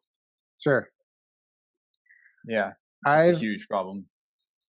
I'll just say this. I have no way of verifying it, but I've had somebody make me aware, and I'm not going to disclose who, but they said that there's a clone of me alive right now in S4, Area 51, basically, living at the same time, basically. And I was cloned at age 5, and this whole thing, I'm like, I don't know if that's true. I have no way of knowing that, but they do that sometimes. Hearing these testimonies, it's just like, well, it seems possible. I have no idea. So the other side of this too, right, is the fact when you get into programs like Kruger, you realize also the security necessity of having clones, right? Because you realize if you don't have an asset in the clone body and you lose that clone asset either through capture or killing, all of a sudden you've now lost, 21 years of training plus the cost of the clone, plus the cost of the individual and the training. And for a clone, it's an easy payout. You pay $1.7 million, you have a new clone sitting there, and you've got the asset information still contained in the frozen cryo asset. To me, it's a no-brainer. That's like a no-brainer to me. Yeah. It's hard. That is going to be tough. Like you said, when people discover that about themselves, that's not easy. That's not easy. That's why when people say like full disclosure now, on top of just the trafficking and child trafficking, pedophilia. Yeah. So that's another aspect of this, right? So when we talk about this idea of healing, where Ted and I and some others have talked about this idea of working through our internal work and doing the healing, right? Yeah. Working with a therapist, working with, specialists, working with, spiritual specialists to do this kind of work. What we're really saying is that the part of what's going on is that you also have to process all that stuff that happened to you as a child, right? So think about this, right? I mean, again, I don't want to get you guys knocked off of your channel, but there are particular topics that show up around the child end of this that don't show up anywhere else in the programs, right? You have all the child sex trafficking. You've got clones being made of these kids. And the thing is, oh, by the way, a lot of these kids, I have a friend of mine, I've told this story before. He's a SEAL team commander. He actually was in Michigan. They did a retrieval up there. It was 123 kids. It made the news, made ABC News. And when they got there, he was actually out on the boat, first off, training with the Coast Guard in Lake Erie. JSOC calls him on the sat phone and says, "You're going to be taken off the boat and you're going to Michigan." Okay. They come back to shore. CH-53D picks them up, takes them to this place in Michigan. When they land, there's already FBI at both ends of this underground bunker. It's a warehouse. Now, here's the thing, right? When you're looking at a building and it has case steel, fire and blast-proof doors, that takes money. Yeah. I don't care who you are.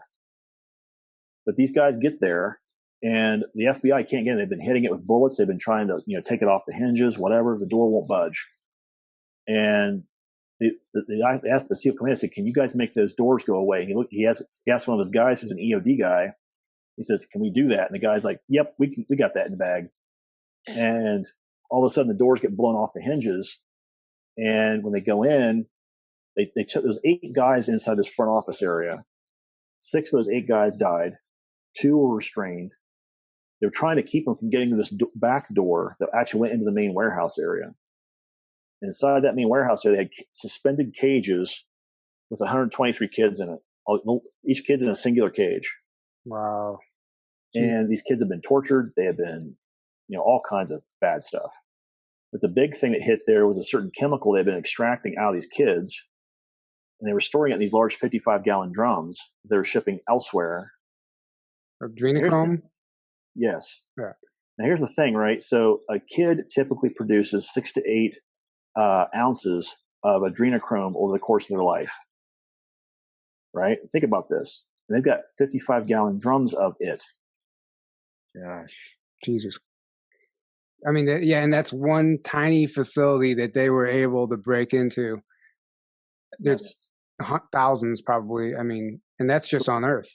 When I was talking to this guy via phone call, his comment to me was, he's like, Will, he goes, I've seen all kinds of crap, that I've seen in combat, I've seen in battle, I've seen all kinds of stuff. And he goes, I still can't get that vision out of my head. He goes, us trying to get these kids out of this cage, and these kids, that's why they lived their entire life was inside this cage. They've never been outside that cage. Most of them are clones. They're not even on the record. None of them had any sort of SSNs. None of them had any sort of documentation or names. They're all tracked by a number. And the system they track these people in is the same system they use off planet called TAPSIS, which essentially is a slave tracking system, essentially, asset tracking system. And these kids have been put in the system. They were being tracked. They're being used.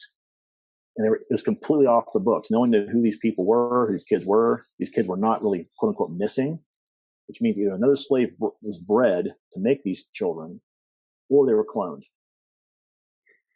Wow. But the idea is this is the negative aspect of cloning too, right? So when you have people using technology in ways that was never designed or meant to be used, this is what happens. I've also heard you say that reptilians clone humans as meals, basically, or something along those lines. Like they just they clone people just because they eat us basically alive. So we are considered a delicacy by the Draco, and one of the things we have to kind of understand is that part of what happens is some of these slaves will get partially eaten and then regenerated. And here's the thing, right? That memory's never wiped out of your head. Yeah. So this person's continually going through this process of regeneration and being eaten. The level of technology involved here is humanity is just not, they will not be able to wrap their head around it. I mean, people like us, because we've been listening to you, we understand that it's out there, but we have no way, we don't know how it works. And then we've never seen it actually in action. We just hear about it. So even I think we would be shocked at some level with seeing it. That's where I think people are going to have the hardest time, is just not even that this stuff is happening, but the technology that they're using to accomplish all this stuff. It's been running for a long time. The program's been running for a very long time. Yeah. If we speak in just current modern day here and now terms, we can definitely track it back at least to the 20s and 30s of 1920, 1930s. So when people tell me that there's no way we could have this level of technology, it's like, well, this program's already been technically in place in the here and now for at least 100 years. And think about, if you look at, was it Miller's Law or Smith's Law that talks about the technology doubling every so many years? Yeah. Or the technological level of advancement doubling every so many years. Well, think about these SSP programs that have been doubling since 1920, 1930. Yeah. They've been doubling too. Yeah. And they've been doubling already, starting off advanced. Yeah. Yeah. Because ETs have basically seeded that technology, seeded the information here. Yeah. In the German case, we had Lyrans and Draco seeding this information to them.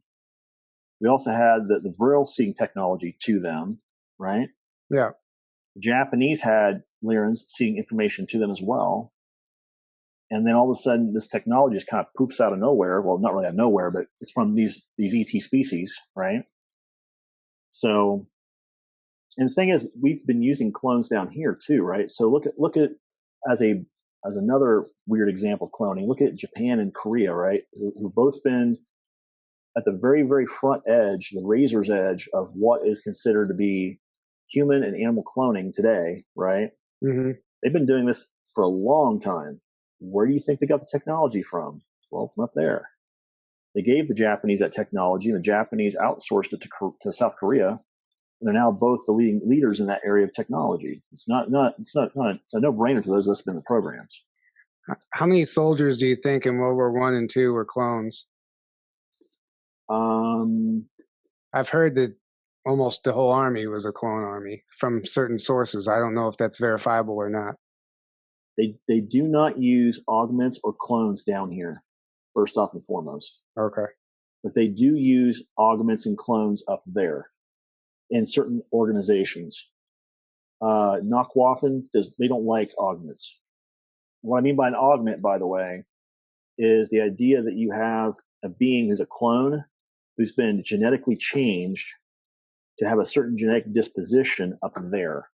They will, in fact, edit humans in their 1.0 bodies to make them compatible for up there in Nakwaffen, Rajir. And many of us have been.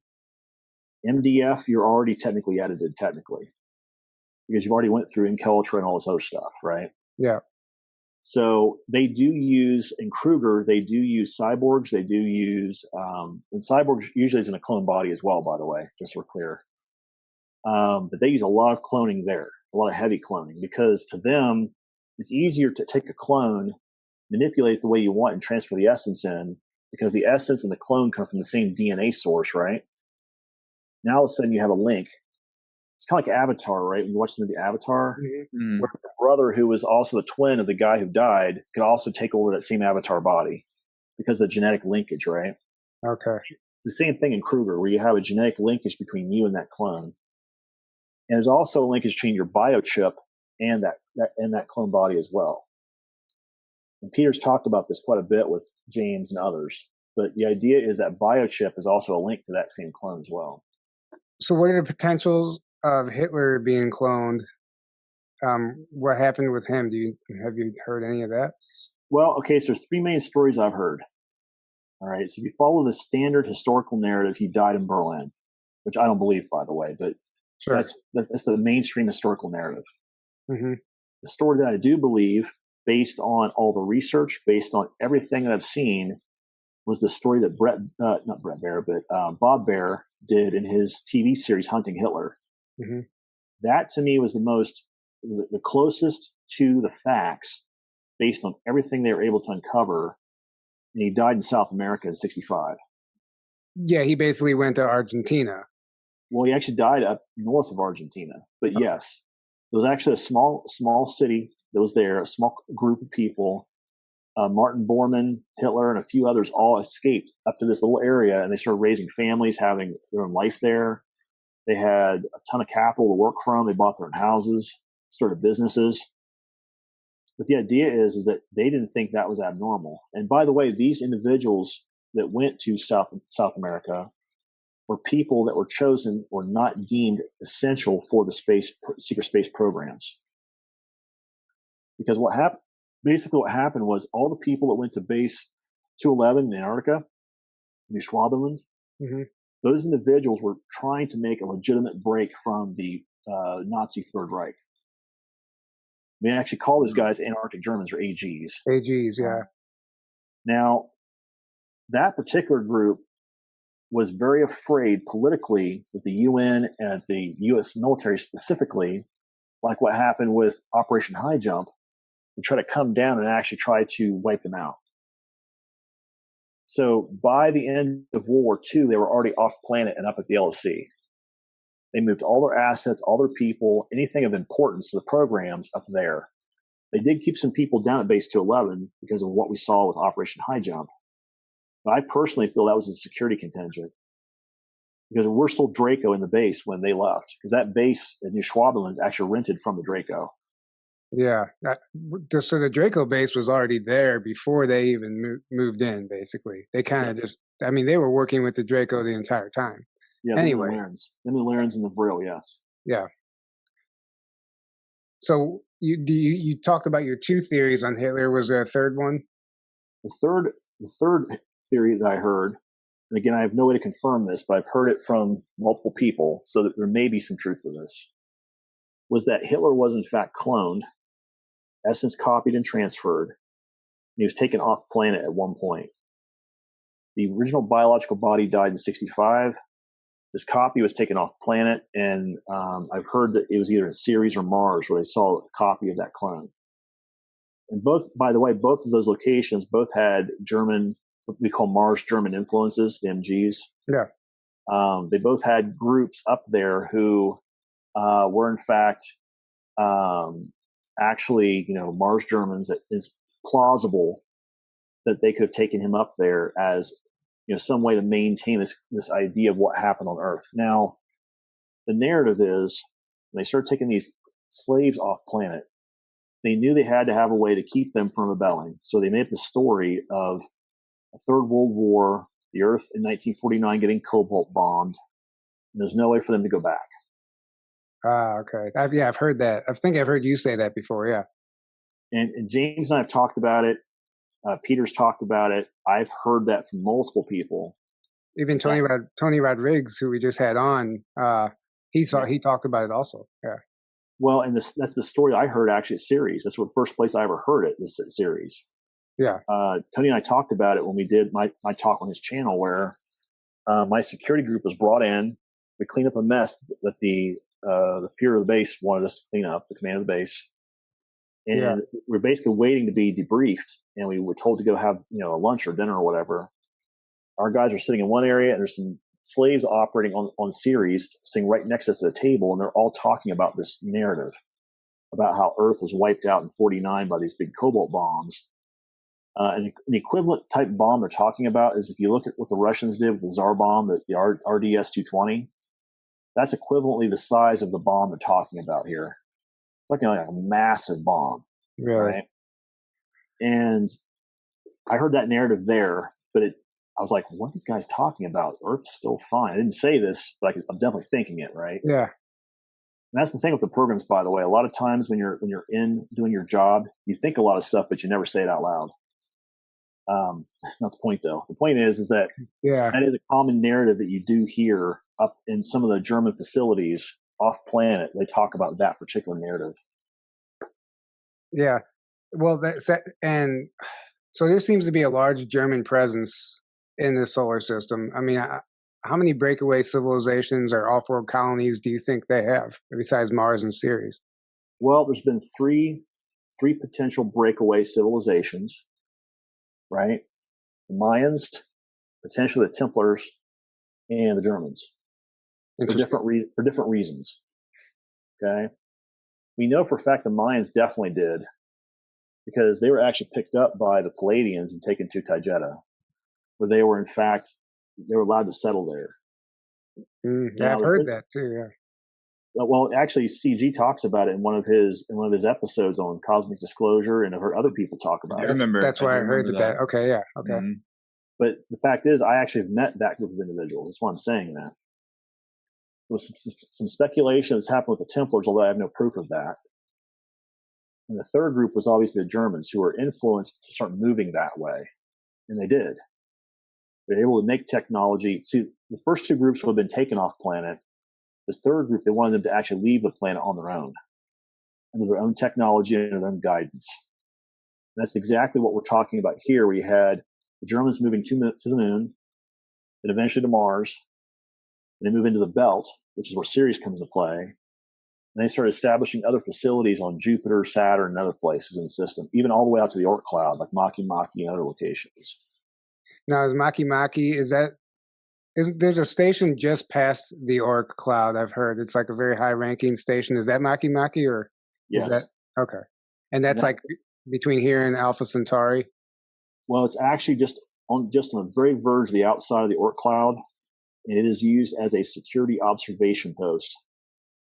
That is actually a pretty highly classified location, because what they're doing is any fleet that would try to come into our system, 9 times out of 10, gravitationally speaking, they're going to come in along the ecliptic plane of the system. Meaning, if you're looking at the sun, you would try to come in, the ships would try to come in inside the gravitational ecliptic of that system, because they can slingshot around planets and save fuel. That's typically what an invading species would do. That's what we did.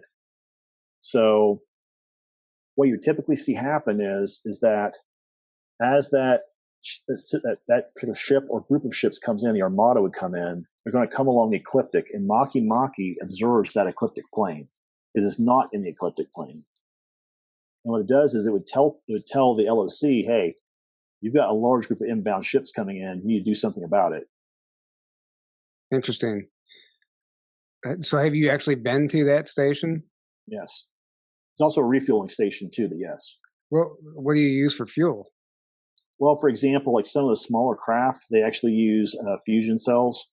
Okay. They might even use nuclear reactive components in some of the older ships. You also do crew retrofits. So, for example, you might take a Mantis or a Dart from, say, Earth out to Maki, drop people off. If they're not using a gate system, by the way, they could do it that way. And what would happen is you could transfer people, personnel, equipment, whatever you need. It's also a way to keep the Nachtwaffen fleet out of the solar system, right? Now, we already have gate systems set up at New Earth, or what we call Corellia.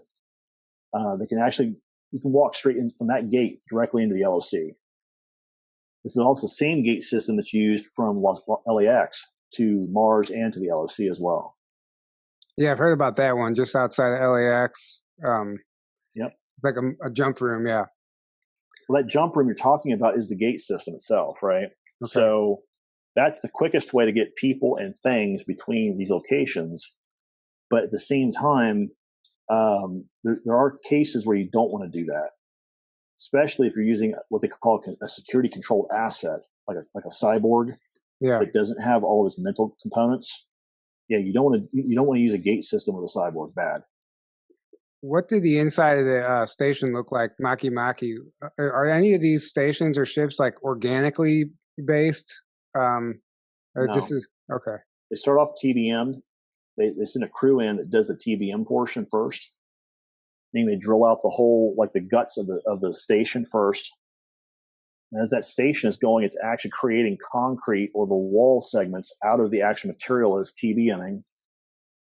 When the TBM is finally removed, they bring in these engineers who set up the environmental stuff first. I mean, it's like a pressurize the base, right? Okay.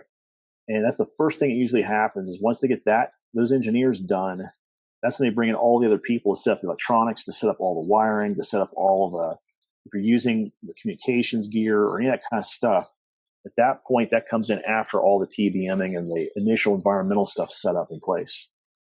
Wow. That's fascinating. Your knowledge on this is so vast, and I didn't even expect you to know the construction process. So this is not like a space station like we would imagine. It's like a planetary body that they kind of take over. Convert it to base, yeah. Okay. Going back to your testimony, I think we ended up, you kind of finished up telling us what you did with Kruger. And then what happened after your time with Kruger? What happened to that? My very final mission with Kruger was in Syria.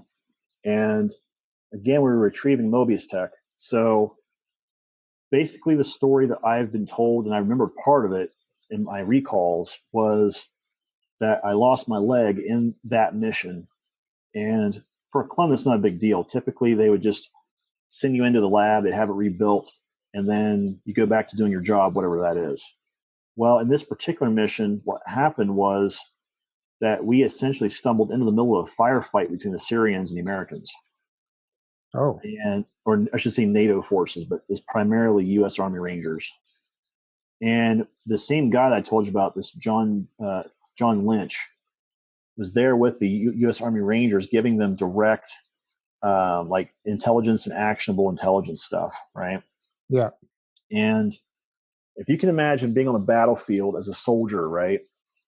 And here you are thinking that you're the best trained of the U.S. military, the U.S. Army Rangers, and you're shooting the Syrians, you're trying to defend yourselves, and out of nowhere you see this hole in the sky open up, and 15 guys essentially that are in super upgraded body armor and super upgraded weaponry drops out of the sky via DLI into the ground. That would make most soldiers crap their pants. And that was pretty much the response, because everybody stopped shooting when they saw it happen. And who was that group? That was my group. Oh, that was your group. Okay. And then what happened after that? Yeah. We were in an urban environment, and most of the guys shifted to the right and were trying to go around some buildings. my fire team was trying to provide support for them to give them cover to do that. And all of a sudden, the Syrians started opening up on our position. Well, Peter the Insider and two of our other guys ran out of ammo, and I tried to give them time to get in cover to get ammo. And this is the story where I was telling you about the light shield that I popped up. And oh yeah. Peter joked with me. He said that was both the coolest thing to ever see and the dumbest thing to ever do on a battlefield, all at the exact same time. And I'm like, why? He goes, because you basically showed Terran soldiers that there's people that have abilities they don't have. Now, so this battle took place here on Earth, just to clarify. In Syria, yes. Our equipment, our waypoint device on our wrist, we knew Mobius Tech was in the area. We're trying to look for it. And we got caught right in the middle of this battle trying to find this stupid Mobius Tech. And when I put the shield up, they had ran for cover. Everyone's firing at me. I'm actually watching the shells hit the light shield and hitting the ground. The kinetic energy from the shell hitting is forcing me, kind of vibrating me backwards. You can see your feet kind of doing this as it's moving you back. And in training, we called that leaning in. You lean in against the force using the light shield. And essentially, you don't ever fall because the kinetic energy hitting the shield is holding you up. And the actual motion of the shell is actually scooting you backwards. So you're never actually falling in any direction. So here I am doing this. And Peter finally yells at me. He says, "You need to get to cover now." So I dropped the light shield and I basically Kruger ran over to that location. Mm-hmm. And Super Soldier ran over there. And at the end of that mission, this CIA attaché was pissed that we were there trying to retrieve the tech he wanted. And our vehicle got hit. I lost my leg. I wake up in this tube. And essentially, there's an egghead there who's trying to do their stuff, trying to rebuild my leg. I'm actually looking down with my mask on. And there's these femtotech devices actually rebuilding my entire leg from scratch. So I'm watching the bone, the tissues, all the cartilage, the arteries, everything getting rebuilt. Pretty creepy, to be blunt. But I watched it happen. And I tried to get out of the tube at one point. And the doctor's like, "Don't do that. Just wait until you're done," right? So when I got done, I was sitting on this table and they had this guy come in as a suit. And basically he comes in, he's from JDFC. And he's talking directly to Gabriel Kruger. And Gabriel came in and basically he said, "We're going to transfer 10 assets from our group to this MDF group." And I got chosen to go to MDF. Gabriel's like, "Your time with Kruger is done." He's actually talking to me, looking me right in the face. He goes, "But I want you to remember one thing. Once you're a Kruger, you're always a Kruger." Interesting. So I got transferred to MDF at that point. I got put back into my 1.0 body. I was told by Peter, the clones were destroyed. 1.0 body, what is that? Your original body? That body, yeah, okay. Body. Yeah. I got sent to Mars to do training there again. And when we got there, MDF, they had think about this, right? So I've been through all this stuff with, Super Soldier training, MK Ultra, and Kruger.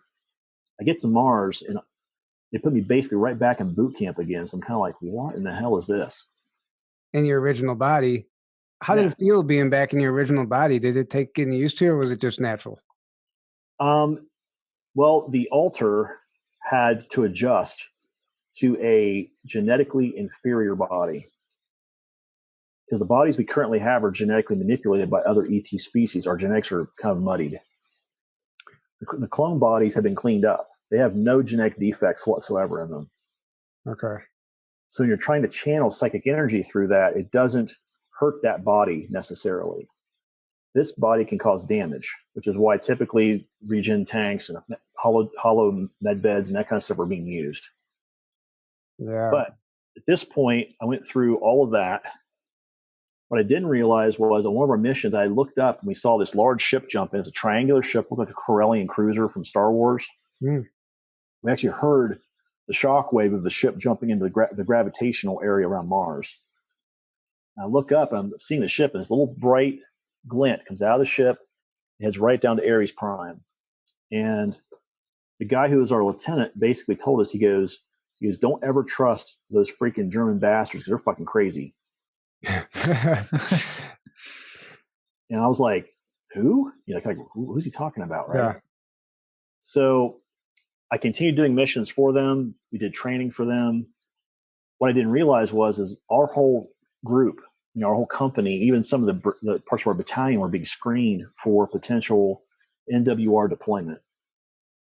Now, what we got told is this. They said in our training battalion, they said, if you guys actually make it, you'll be assigned to an actual active company, first and foremost. Well, at the end of my time with MDF, everybody in my group had been assigned to a company, but they hadn't been moved yet, right? There's 3 of us that did not get moved. Me, my A gunner, and another guy in my fire team. We were the 3 guys who did not get moved. And we all get called up in front of the command. And at this point, I was a 02, I think, first lieutenant.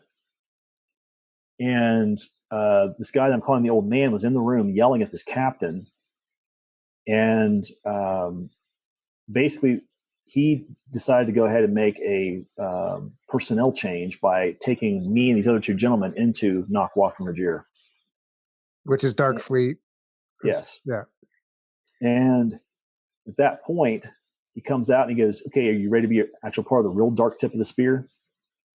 I said, well, I thought that's what we were doing. He's like, no. He goes, you don't even understand.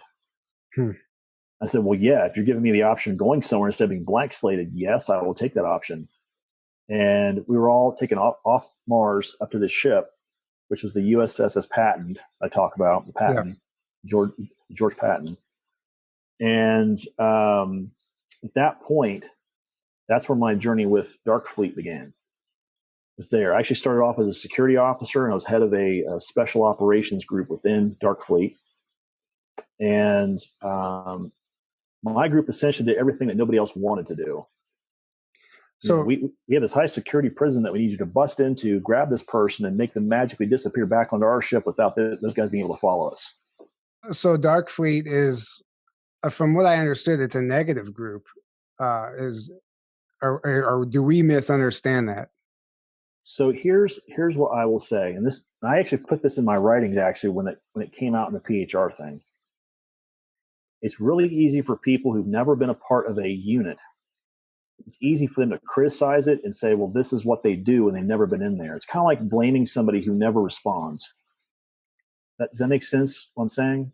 Mm-hmm. Yeah. If you have a group of people that they're constantly being blamed, it's like everybody wants to blame the Masons for everything. They want to blame the Illuminati for everything instead of accepting responsibility for the dumb shit they do. Mm-hmm. Right? Sure. And this to me is kind of the same thing. Now, I would say this. CG was correct when he said that these guys coming into a room were very quiet. They do not talk unless spoken to. And they do have this kind of air of superiority. Well, the reason why is because we were constantly told, if any other programs find out what you do, there is potential legal issues behind this because of what we're neck deep in the middle of. So we had a do not talk, do not ask policy about anything, especially my unit. So we just didn't talk about it. We never let them know what we were doing. They had no access to our databases until recently. ACIO and the old man made a copy of that database, which was given to Sigmund, which is how Corey and his group now have it. But the idea is that that's starting part of the disclosure process. They want people to know who was involved and who wasn't involved. Yeah. But the bigger picture of this too, by the way, is that, again, like I said, it's really easy for people to make statements about a group who would never respond. Sure. Unfortunately, Corey's done that in that case. He's never part of Dark Fleet. I thought the reptilians were somehow connected to Dark Fleet. Is that accurate? So here's the way it breaks down, right? So 95% of the species we deal with are very nice. They're very positively aligned. Yeah. A lot of them are reptilian. The Draco are reptilians. But not all reptilians are Draco. Negative faction of, yeah. Yes. But you said not all reptilians are Draco. That's what you said, right? Yeah. Correct, yes. So the reason why I'm making that definitive statement is because of the bloodline and where those particular reptilians started. 3 specific species all started on this planet. The Draco, the Zeta Reticulans, and us. They were all created here by different groups trying to create either slave races or have them work as administrators over the slave races that were here. The two groups that have been taking me at night. Yeah. Now, the bloodline that comes from the Draco that started here, this is where you hear that phrase Sakar. That's the original genetic bloodline. Alex Collier talks about, Sakar. Yeah. That's the original genetic reptilian Draco bloodline of the white royals and the queen that came from this planet, from their Eden, from here to elsewhere. And we didn't start here, by the way, just so we're clear. We were actually planted here by the Lyrans when they came here. We were genetically crafted, created, and then manipulated later on. But the side effect, I think Alex Collier even talks about that even to a certain degree. He does, yeah. But the idea is that the Draco started here. This was their home planet, right? When they left their Eden, they went to Thuban, which is where the Draco Empire sprouted up and became what it is today. Now, when I said earlier, 95% of these races are positive. They're very good. They like being around us. They want trade. They enjoy talking to humans. Yes, some of them do enjoy human delicacies. And they do enjoy trading slaves for technology, genetic material for technology. We actually are one of the few races that can reverse engineer technology, which is where we come into play in the big picture of things. Everybody brings their shit here because they know that we can reverse engineer it and make it better. I mean, I've heard like we're great engineers. Humans are great engineers. Yeah. Because of how we think. We're not locked into a particular hive mind or group think like some of these other species are. That's the problem they have. They don't have any creative abilities. We do. And that's what makes us really, really good at what we do. So that's why when anyone talks about this idea of giving up our individuality, i.e. transhumanism or the black goo, I get really like twitchy because I'm kind of like, no, we're giving up the one thing that makes us special in the universe. Yeah. Yeah. And that's why we're fighting against that agenda. Correct. Right? So there are reptilians within Dark Fleet. So were you working alongside them? When I first came aboard the Patton, yes. We had Draco aboard the ship as liaisons and as advisors. Even when I went to the Franklin, when we first got there, when I took over the Franklin, we had liaisons and advisors aboard the ship. But here's the thing, right? So one of the rules that's basically stipulated to Dark Fleet captains like I was is his captain's prerogative on how his ship is ran, right? Well, guess what? My first prerogative was get those freaking lizard motherfuckers off my ship. I didn't want them there. Yeah. Nope. Goodbye. I'm doing black operations. I don't want you aboard my ship. Unless you're Terran, don't come here. Wasn't there some other type of like sexual misconduct taking place on the ship? There was on the Patton and on the Franklin both. When I had seen it as a security officer and as an MIO when I was working aboard the Patton, but I wasn't in a position to say anything. It wasn't until the old man made me XO that I said, well, is this now something I am permitted to actually deal with? He's like, well, yeah, you're the XO of the ship. And I said, good. And one of the very first things I did was there was a gentleman who had been repeatedly raping some of the female officers on board the ship, and I airlocked his ass. I put 2 bullets in his brain pan, shoved him out the airlock. I told 2 guys to go retrieve his body and blank slate him, send him back to the moon. Wow.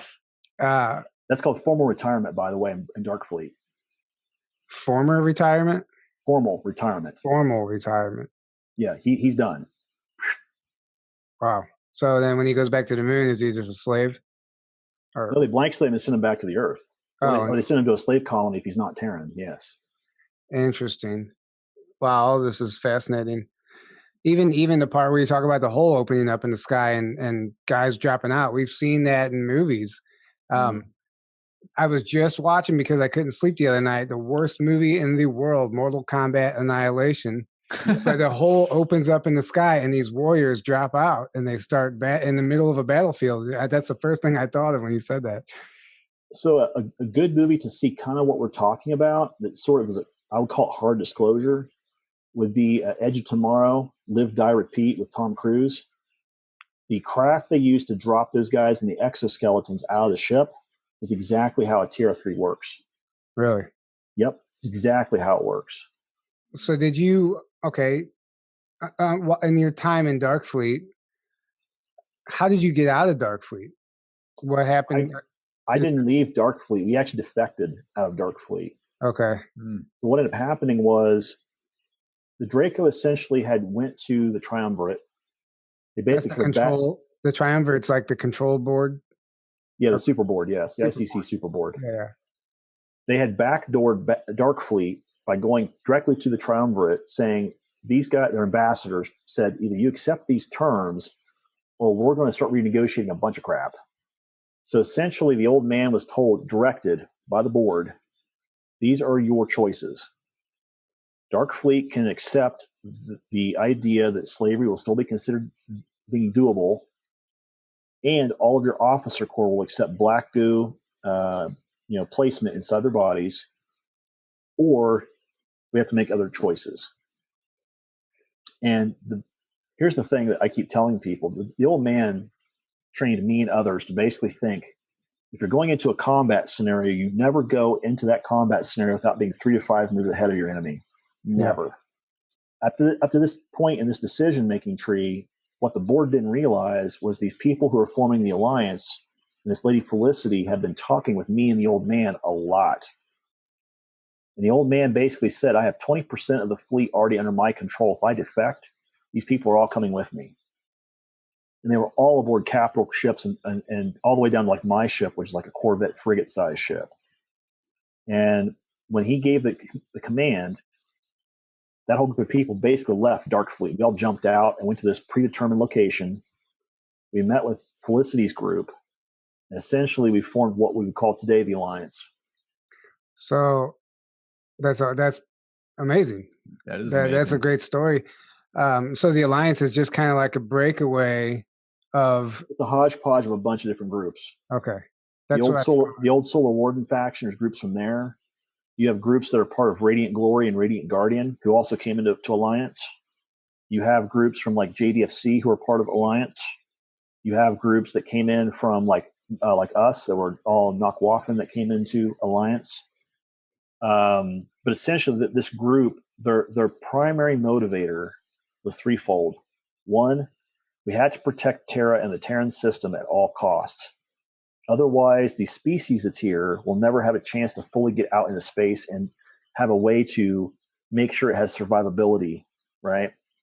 Sure. Secondly, we will not allow black goo inside our solar system. If we find it, we destroy it. Good. We found multiple methods of that. The third one was the whole slavery subject, which still gets me pretty worked up because that's something that even when I was in Nakwafen before we defected out, I had problems with it. That's one of the reasons why I believe the old man chose me to put me into command positions, because he also had a problem with it, but he wasn't in a position yet to actually do anything about it. So he was already picking officers who, again, 3 to 5 moves out, he could put these officers in command positions, and he knew that if he put them there, they were the same mindset he was. Okay, so the Alliance, what role are they playing right now as far as what we're seeing taking place on the planet?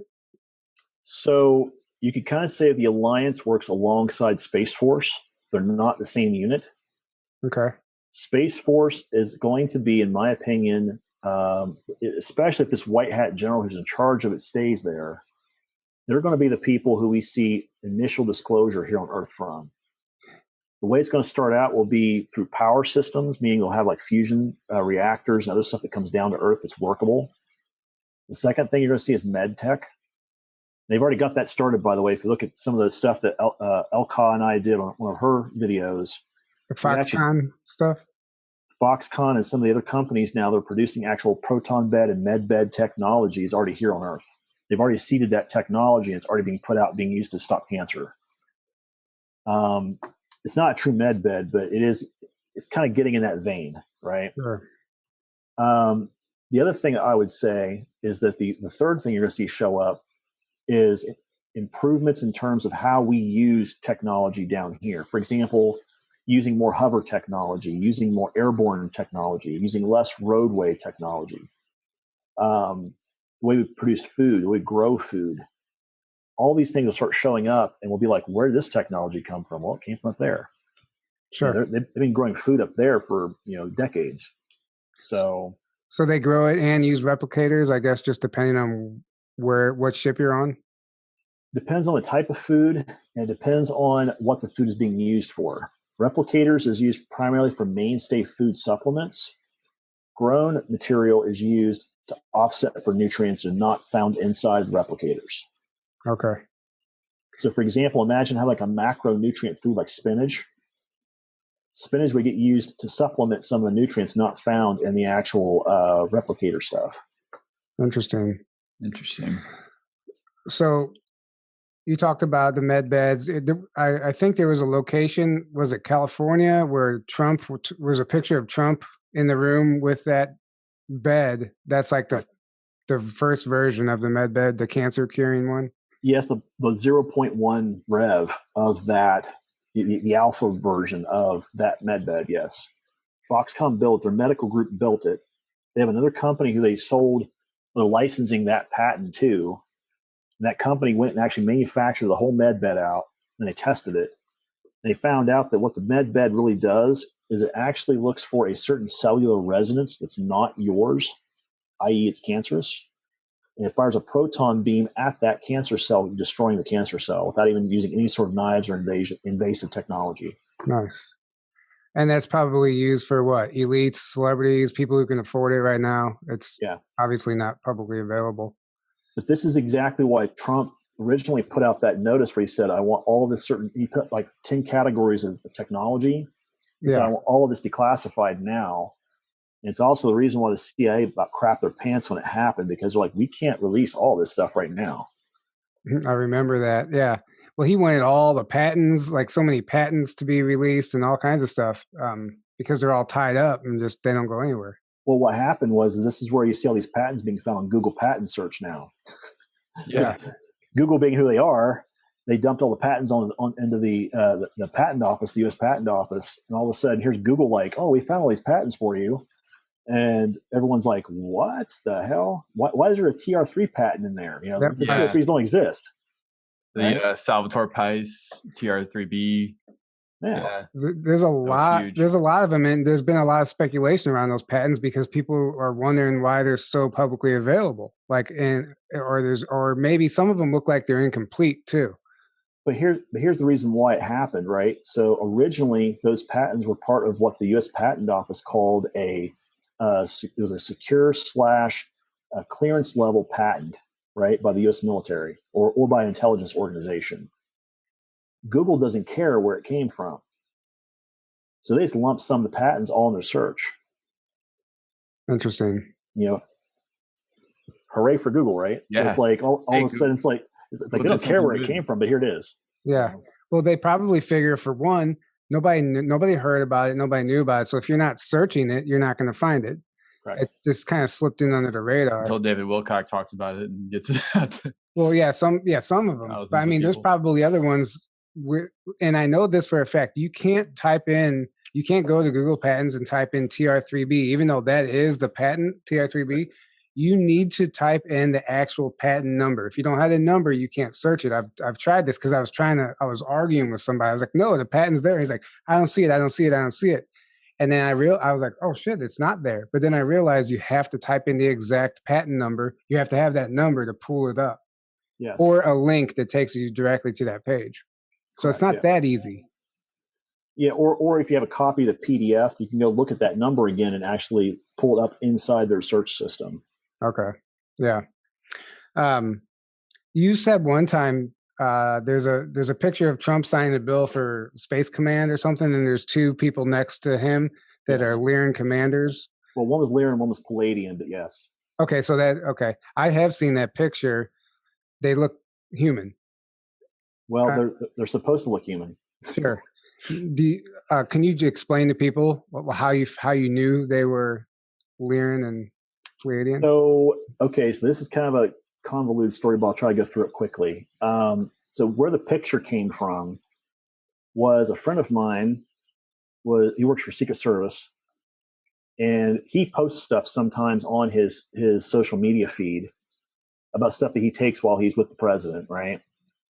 Well, this particular picture, he had put it up on his social media feed because it was kind of a significant bill that was being signed with Space Force, right?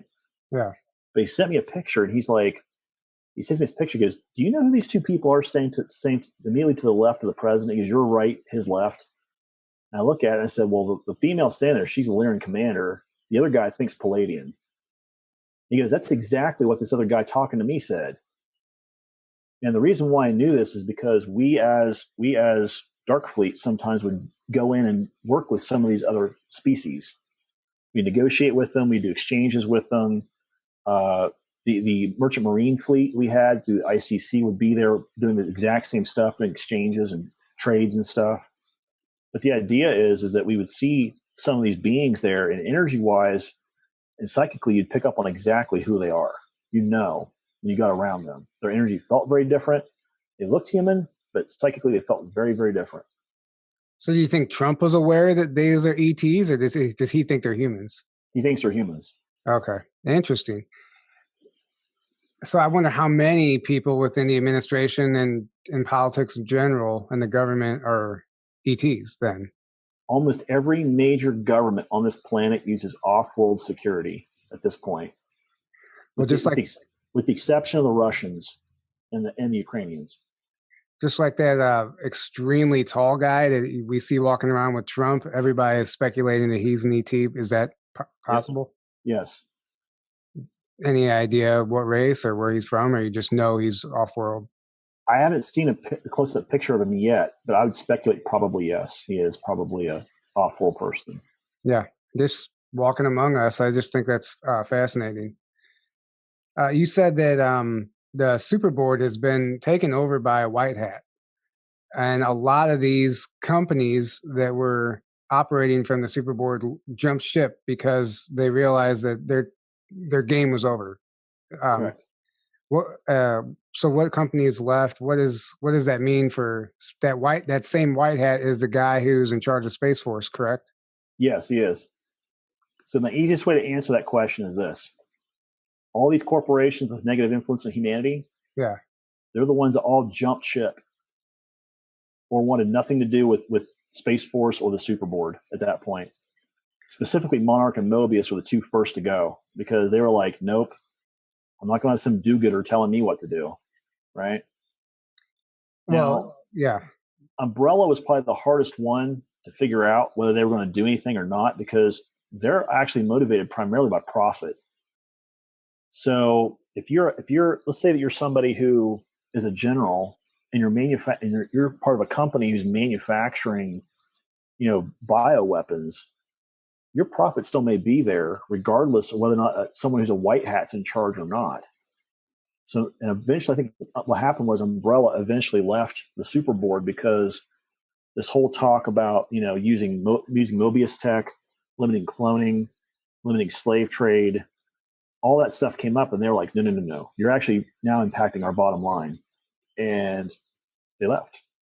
Do you think one of the sole reasons for Space Force to become public and to do what it's doing is to stop off-world trafficking? I think it's one of the initial steps will happen. Once they get their head around what is actually going on, and what I mean by that is this general who's the white hat, he has to understand what the full scope of what's going on in these programs really is. And I don't think he even knows yet. Now, there may be people in Alliance telling him what's going on. Yeah. But hearing something, it's kind of like us having this talk right now, right? You guys are hearing what I used to do when I was in the programs. But unless you've actually been through it and you know what that actually means, it's a completely different level of understanding and awareness. Yeah. I fully understand that. Yeah. And that's exactly how I think this general feels. I think he now has a mechanical knowledge of what's going on, but he hasn't actually worked with people who know what's going on. Yeah. That's like I was in construction, and we would have these engineers come out and these architects, and they would design stuff that actually physically couldn't be built, and we have to send it back. Like, you don't understand. You can't get the tool in there to do this. They only have school training. They don't have on-the-job training. So they're designing stuff. Oh, that works, but it doesn't work. So it's the same concept. He just doesn't have an understanding of what's going on.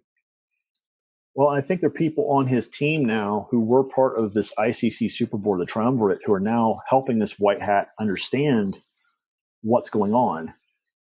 But I think the bigger picture of this is they also know some of these other groups, these more negatively aligned groups like Monarch, Mobius, Umbrella, they realize that if this goes the way it probably will go, they could face crimes against humanity charges at some point. Yeah. With the International Criminal Court, and that's the bigger issue. Which with the rest of the Earth-based cabal, will be happening. Yeah, there will be people who are political elites here in this country that people will not understand why they're being charged. These people that everyone looks up to, and they're like, "Oh my God, these people are so awesome!" And all of a sudden, they're getting charged for crimes against humanity. And what these people don't realize is these particular individuals enabled these corporations to do what they did. Mm-hmm. Yeah. They signed bills, they signed executive orders, they signed documentation saying, "Yep, this is okay." Now, speaking of these people being charged, you ran into the Clintons on the moon one time, correct? How did that encounter? Yeah, I was in Kruger at the time. How did that? What happened? The way it actually happened. Well, the way it happened for me was, and by the way, I've had 3 other people confirm this story. Okay, at least 3 others. You guys may know who Will Glover is. He's done a bunch of interviews about SSP stuff. And Ted, of course, he also has too. They both independently confirmed what actually happened in this, and so did Peter. So we're all standing. Basically what happened was we had this big dog and pony show. All these folks from Earth, these elites, they felt they were still on Earth up to a point. So the way it worked was they brought them through a gate system that brought them right into where the Kruger offices was. We're all standing out in front of this area. Remember I told you about the white tile with the red carpet on the outside? Yeah. So on that red carpeting area. Oh, hang on a sec. You froze up for a second. On that red carpeting, what happened? Well, if you look at that hallway, there's a section of white tiles with red carpet on the outside. And there is these purple cordons that we set up to separate the Kruger folks from the people who are doing the viewing, right? Okay. And what ended up happening is that you had the guys on one side, the females on the other, right? And essentially we were showing these VIPs that were coming through, these are the security assets we can use to help you guys out, right? Yeah. And as they were going through, the Clintons, and what I didn't realize was Ted did not realize he was standing right next to me during this experience. Okay, because as we're sitting there talking, I started saying this, and he went, "Oh yeah, she did this, right?" So we'll get to that in just a second. So here I'm standing at the very end of this line. Ted's standing right next to me. Peter's standing 2 people down from Ted, and Will's standing all the way down near Commander Aguma to my right. And they're all watching this happen. So the Clintons are Bill Clinton's looking right at Ted, and they're talking about, how these super soldiers are built, what they can do. Well, I think Hillary thought she was being cute, and she walked right up and grabbed me by the cod piece of my armor. And she goes, "Are these men fully functional?" And she kind of winked at me, and then she looked over at Commander Aguma. I happened to glance down at Commander Aguma, and he's doing this whole shut it down, because he knew I might react. Yeah. And he says, "Yes, they're fully functional." And and Hillary Clinton kind of let go, and they kind of continued their walk. And they basically walked into this large, amphitheater-sized room that has a viewing window to the outside of the complex. And they brought us in. They had us standing on one side of the room.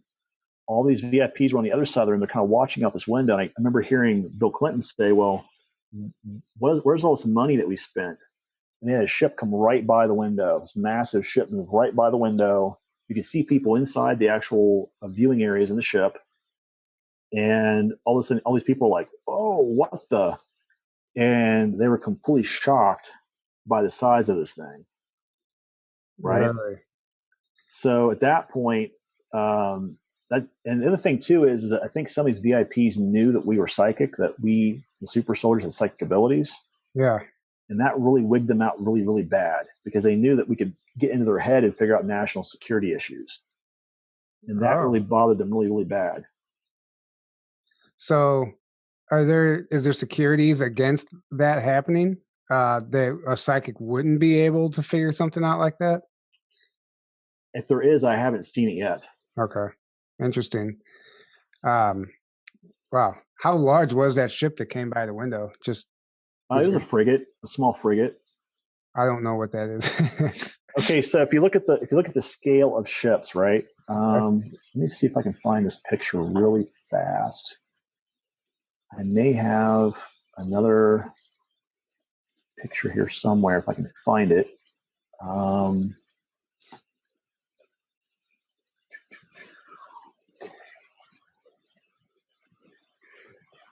Apologies, it's taking so long. I'm just trying to.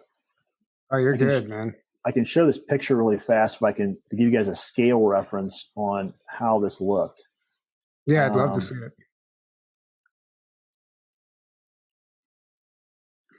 Okay, yeah, here we go. So, all right, here we go. So, ironically, this is taken from a model that was actually sold here on Earth, believe it or not. I've yet to find out where it came from, but this is actually the larger ship in this picture would be the Patton. Okay. That ship's about 20 miles long. Wow, it's basically a Star Destroyer. And this smaller ship here would be about the size of the Franklin. And so you're looking at 1 to 5 miles long, somewhere in that range. That's still massive compared to for what we're used to seeing. Yeah. I mean, that looked exactly like Star Wars, Star Destroyer. I mean, so that's pretty fascinating. A frigate, by the way, is smaller than a Franklin. Okay. So it's maybe 2/3 the size of the Franklin. So you're looking at something that's in the range of like 1 mile to 3 miles in length. And that's what went by that window. Yeah, but that's still impressive if you've never seen anything like that. Yep. Are a lot of these ships built on Earth? And then I've heard some are. There was an initial fleet that was built for Solar Warden on Earth in the Wasatch Mountains. Was that the submarine ships or no? This was the actual cruisers used by Solar Warden. Okay. The subs used by Nakwafen actually were built on Earth as subs and then converted later on to get them off planet. Sure. Yeah. So because they could be sealed. But yes, it made sense. Yeah, they were converted later on. These ships that we're talking about here were actually built either on Mars or at New Corellia, New Earth or Corellia. Where's that located? There's a planetary system that is actually. I've actually talked about this with Ted. Actually, let me see if I've got it marked.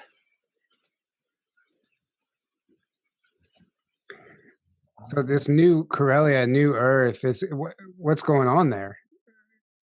So this planet is essentially it's a super Earth, 4 times Earth's gravity. Basically, when you or I would go down there, we have to take pills in order to offset the gravity effects to our body. It'd still be pretty painful to walk around, so you're still usually in either an armor or an exosuit until you get adjusted. And I was trying to find out what the actual designator. I wrote it down at one point from what Connie had told me. And the ironic thing is that designator has been found in the exoplanet search. So, oh, really? So it's actually an astronomer could locate it if they wanted to. Yeah, they could tell you exactly where it is. Okay, so let's see here. I mean, are there people like living there? Is there civilization there? Or is this like what's happening there? I'm looking. Just 1 second here.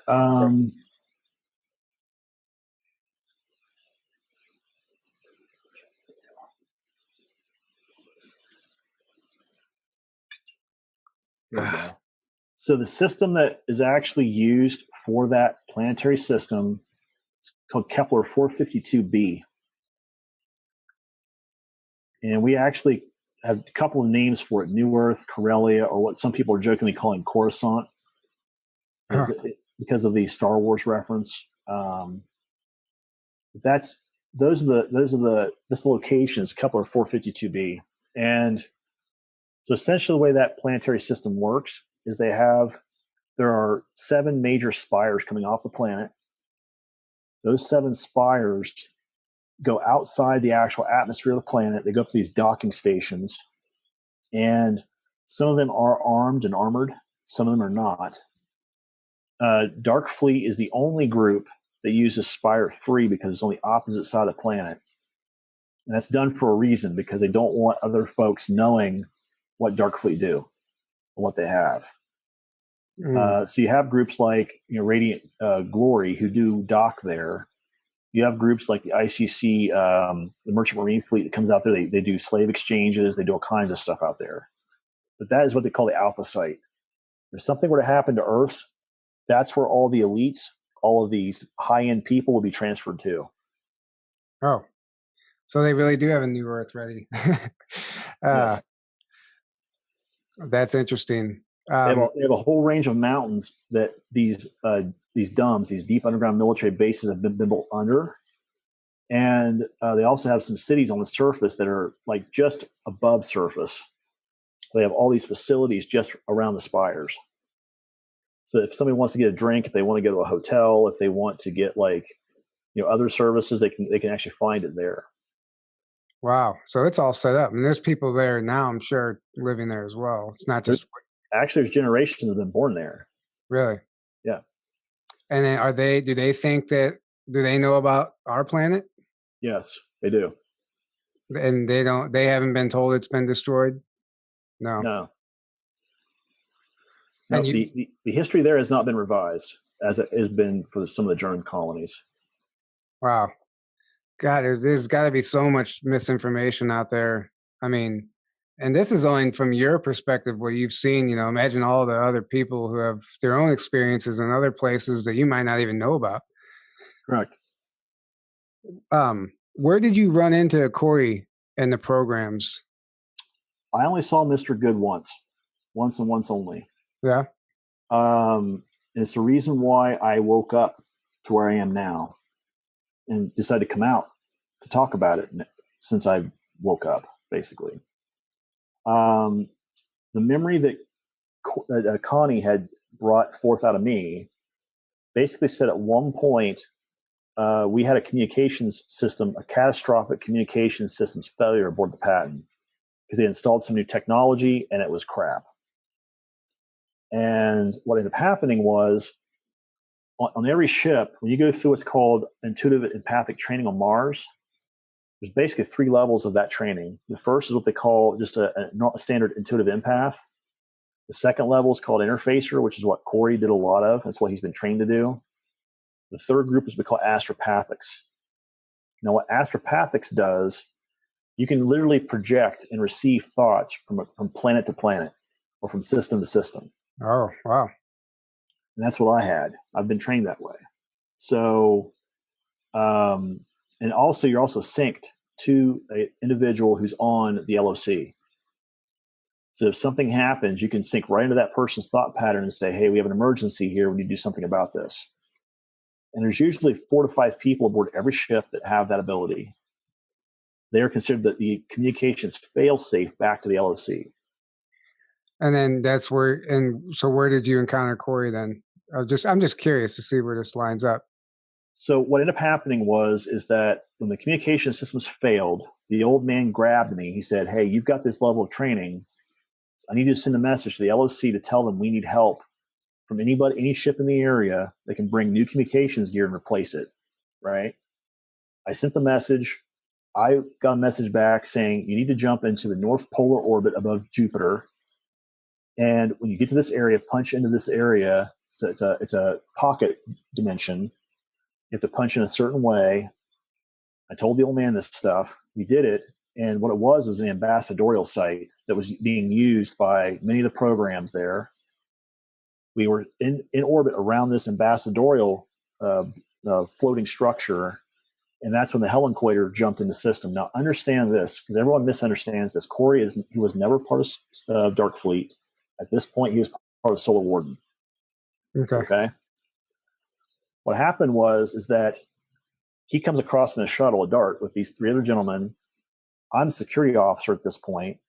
My job is to basically escort him and these other 3 guys to all 8 locations where these communication boxes are. They pull out the box. They pull out this little, what they call a QEC chip, the Quantum Entanglement Communications chip. It's paired back to the LOC. They pull it out, put the new communications module in, put the chip in the new communications device. The old communication device is put back in a case and taken off the ship.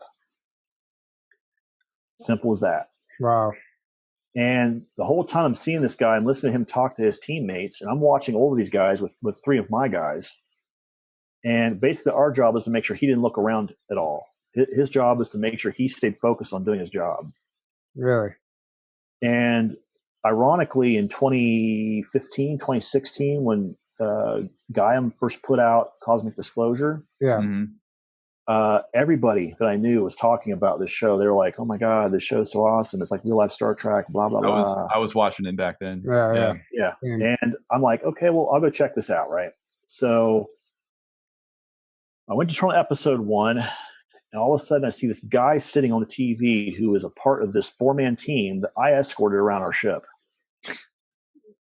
I literally had to pause the video because I didn't know if I was going to throw up or have diarrhea or both. Wow. It just hit you like that. As a trigger, and all this stuff that Connie had said in these papers at that point I realized were probably real. Wow. The gravity of that hit me like that. And I went to the bathroom. I'm trying to figure out, okay, what am I doing? Am I throwing up? Am I going to have diarrhea? Am I going to do both? I mean, what the hell? Yeah. Right? I prayed to Ralph, the Great White Throne God, for a little bit. And when I finally got my shit straightened up, I walked out and just turned the TV off. I couldn't watch it. It took me 2 or 3 days to finally get back to actually watching that first episode. But the minute I heard him talk, I'm like, holy shit, this has got to be the same dude. Yeah. He looks the same. He sounds the same voice, same mannerisms. What the fuck, you know? Yeah. And I'm like, this has got to be the same guy. Has to be. And listening to him talk about what his duties were aboard the ship, he was a technical crew member aboard the Helen Equator, which fits exactly what you would send over to our ship to do this kind of work. Yeah. So it really shocked me. I was like, okay, so this means that what I was told by Connie was probably the truth and probably real. Yeah. Wow. So that was fairly recently that all these memories came flooding back, which is impressive because when you're talking, this is a lifetime of memories. Yeah. And that blows my mind. That's really interesting. Yeah, so it shocked me because I didn't realize that I thought all this stuff that Connie had channeled was kind of like, or she had gotten out of me, and she did the PHR session, she'd been writing down. Yeah. I thought a lot of it was kind of like, But there were certain things that kind of stuck out in those messages, right? So one of them was the German being used. She actually went to one of the schools I went to, college-wise. It was close. And she talked to a linguistics professor there. And one of the very first times that I spoke to her when she brought me under PHR, the Pacific Knock Aggression, I actually was speaking to her in German. For the record, wow. I've never been taught German and I don't speak German. That was my alter telling her what was going on. Wow. Johan was telling her what was actually happening. That's fascinating. And the screwed up part is this. Well, the screwed up part of it is this, right? So she takes this written document that has this whole story on it to this linguistics professor. He's a avid like history buff, and especially on World War II, and especially he's a German. He's a very high level specialist in the German field, speaking the German language. He looked at it and he said, "What book did you get this out of?" And Connie kind of gives him this really screwed up look, and she's like, "What do you mean? What book did I get this out of?" Because that particular dialect has been dead since 1942, 1943. Really? Because when Third Army rolled through Germany, they wiped out that whole area around Düren. It's gone. Southwestern Germany, where that dialect came from, is gone. That dialect died during that situation. So how did? So, well, I'm just curious. Here's the thing, right? So go ahead. that dialect, it's been dead since 1943-ish. People in Germany do not speak it anymore. And here you have a live person in the middle of a post-hypnotic regression session speaking a language that hasn't been spoken since 1943. Which would mean that those Germans made it off world, and you learned that language somewhere in the programs. Yep. I was downloaded that. It was downloaded. I was downloaded that version of German. Yeah. Sure. And then you still don't. But when you try and listen to German now, there's nothing, you don't understand it or anything. Nope. I've actually tried to learn German to see if I could unlock other stuff. And every time I've tried to do it, I get super bad headaches. Wow. I don't know what it is about that, but it gives me really, really bad, almost like migraine type headaches. Wonder if it's some type of, or what do they call it? A block, but it's not a block. There's a word for it. Like a trigger, like some sort of trigger. Yeah, that stops you from remembering it. Tony was talking to us about that. Yeah, I forgot. They'll implant those, and yeah, he used a word for it, but yeah. And then you talk about you used to create an anchor point to be able to remember. So that was something I learned as MIO. So as military intelligence officer, I've said this before, my clearance was the same as the captain of the ship. We're the two highest cleared people on board the Pat at the time. Okay. I knew everything he knew in terms of like communications and who was doing what. Because my job was to essentially reprogram assets and give them upgrades, downgrade them, blank slate them, whatever. That was my job. So one of the things that I learned was that, especially when it comes to trying to like recall memories or like have some way of getting past the programming, you have to create what's called a pain anchored center in the mind. It's outside that pocket of that particular altar. And that's where that pain anchor you talked about with my nails digging into the palms of my hands, that's where that came into play. So you would create pain for yourself to block the program or to block the blank slating, yes. Yeah, okay. But you didn't even, but at the time, that's so crazy that you knew, you were self-aware enough at the time to know to do that. That's just interesting to me how that. Well, there are other people who have had similar experiences. For example, like they get an injection, say in the neck. The pain injection at the neck point created the pain anchor, which is why all of a sudden they started having a recall elsewhere. Now look at Corey's testimony. That's exactly what happened to him, right? This is why he started getting some of the recall he had. There are other people that have had, for example, injections in their arm or leg. They're doing some of these blank slating processes, and they do the injection before they start doing the actual psychic work. And all of a sudden, they start having recall. I know that I've had injections right here. I don't know why or what it means, but something's going on. It's on a number of occasions I've had memories of that via dream state, but it's like a memory, and I wake up with that pain of something there. It's probably a partial recall. I know a lot of people have had that. And usually, like I said, that anchor point creates the gateway by which, when you come into the here and now, if you work with someone who does QHHT or PHR or does sermonic soul retrievals, that anchor point becomes the way in which they can track that back to what actually happened. They can follow that energy back to the part in the brain where that memory resides. Wow. That's exactly what happened with me, was that Connie basically started focusing on that. And as she would crack that nut open a little bit, all of a sudden stuff would start coming out. All these memories would start flooding out. So, yeah, that's incredible. So as far as like a disclosure timeline, have you been made aware of what that might look like for us as far as like first contact or med beds even? Like, I know we talked about it, but do you know, I know it's so hard to guess, but I didn't know if you were set in on any of that, or do you know? I have heard other people have said this, including Randy Kramer. CG has said this.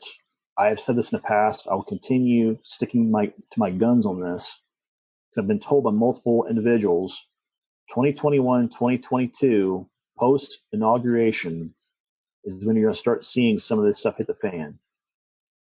Because they've been trying to figure out if this shit actually hits the fan, what do we do? Like, can we write a policy ahead of time so we already have something in place where if something happens, we can just go ahead and do it, right? And that's exactly why I think they were reaching out to like people like me and other folks in the disclosure community, because they're trying to figure out, well, you guys are experiencers, you've been there. What do we need to do? How do we need to handle this the right way, right? Yeah. And that's when all of a sudden I think, well, the communication with this guy started in January of last year. It's going to be something along the lines of you're going to see the medical technology. You're going to see potentially, disclosure of other ET species, Antarctica, Mars. And so it'll start trickling out. You're going to see it come out in weird ways. Space Force will come out and say, oh, look, we've established a base now on Mars, even though we've had one there since, the 40s. Yeah, it's all, well, basically that's what they do with any technology that gets released now, like the iPhone. Antarctica is going to be the same way. Well, what do you think an iPhone is? Seriously. This is a black glass pad right here, folks. Yeah. It is. It's just not transparent. Correct. Yeah. This is a simulation of the black glass pad technology already being shown right to us, and we're being accustomed to it the way we use it up there. I mean, I've seen prototypes of the transparent, like iPhones that fold in half and all kinds of stuff. And that's the big problem, is that you have these groups that have to have buy-in on releasing this tech that comes right out of their programs, right out of their budgets.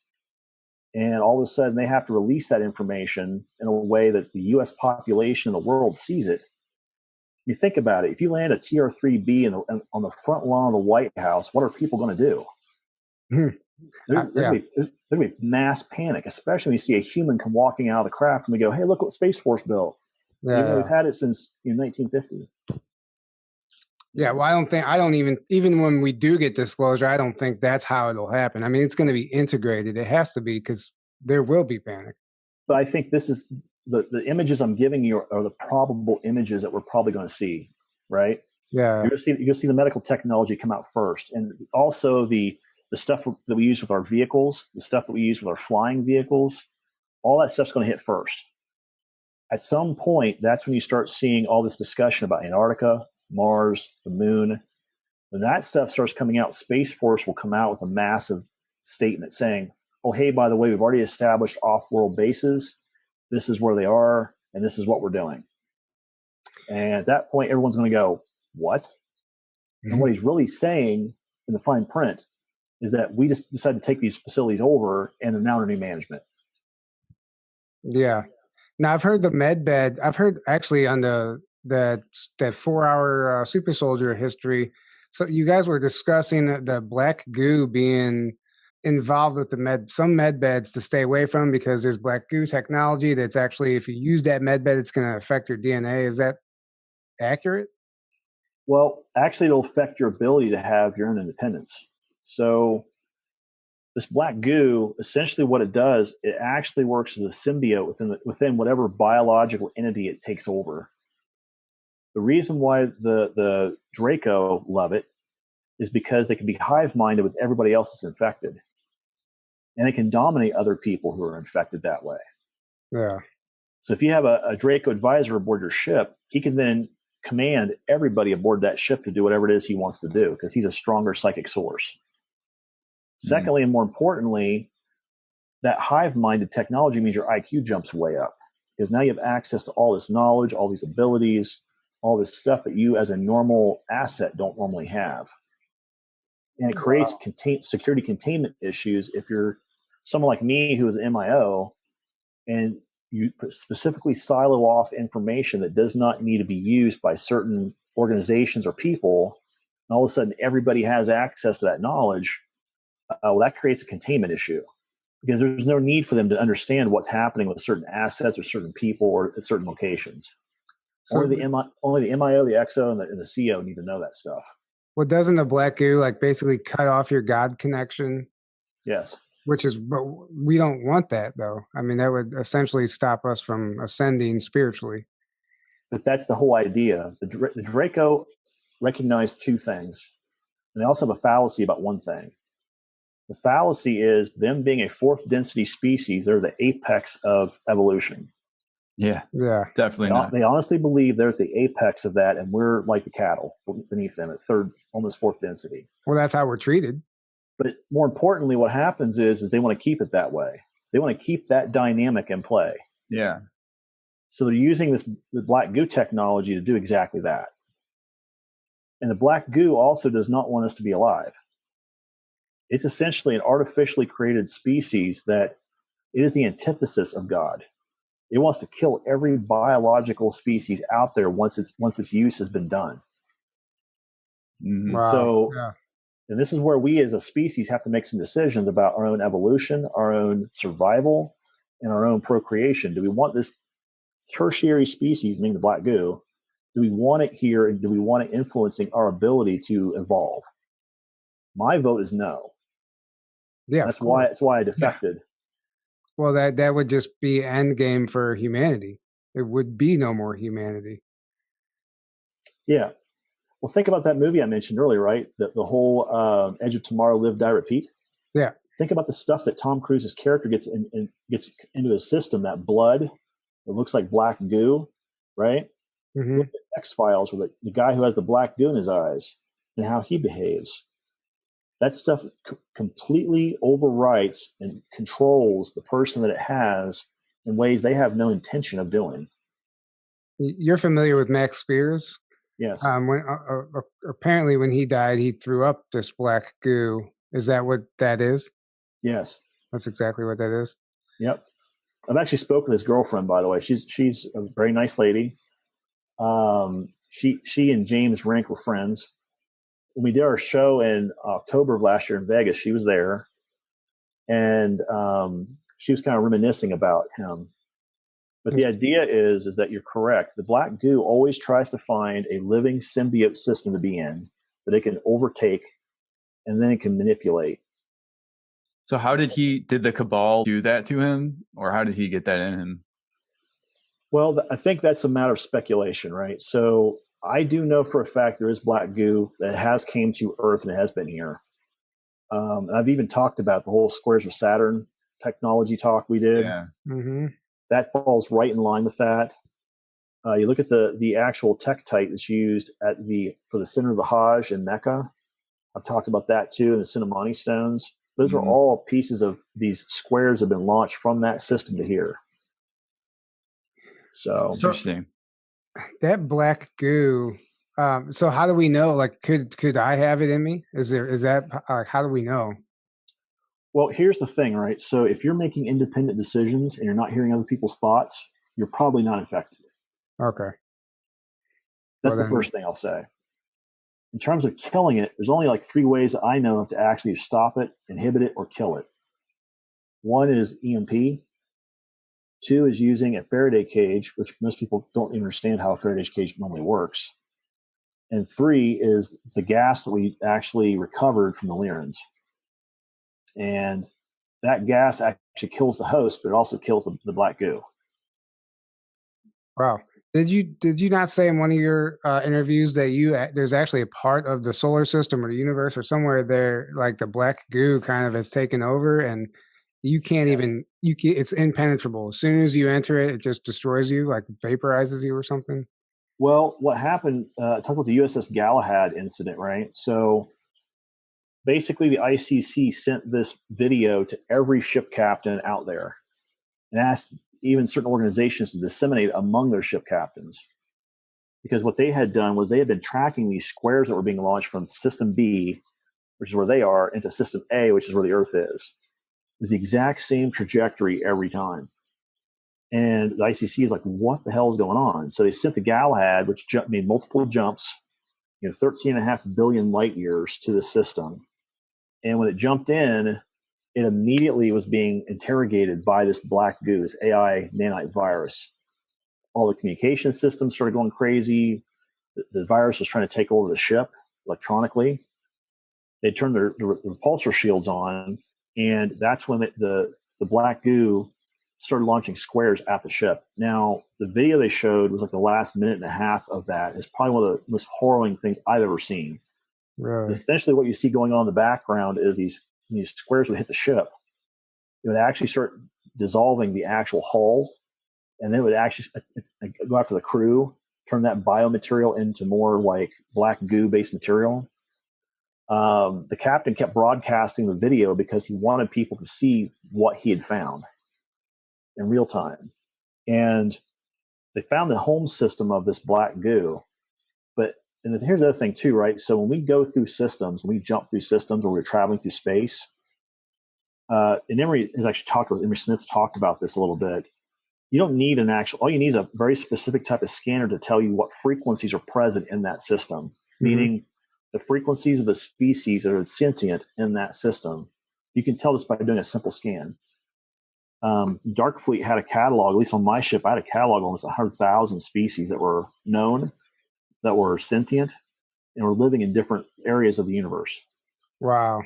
And this particular species, being the black goo, was cataloged, and it was marked as invasive and dangerous. So why the ICC went in there, I don't know. But they were trying to find out where it was coming from, and they did. They found the home system. And we actually had basically said no one's going to be jumping into that system anymore. Of course not. You just wonder how something like that is even allowed to exist under the creator, right? Like, where does that come from? Well, that comes from the idea of free will and choice, right? Sure. So we as sentient spiritual beings, we have a choice to decide who it is we wish to follow. And even by our own indecision, we're choosing who we're following, right? My feeling is that, I believe that divine creator is represented through this emotion of love, right? Mm-hmm. Fear is the other guy.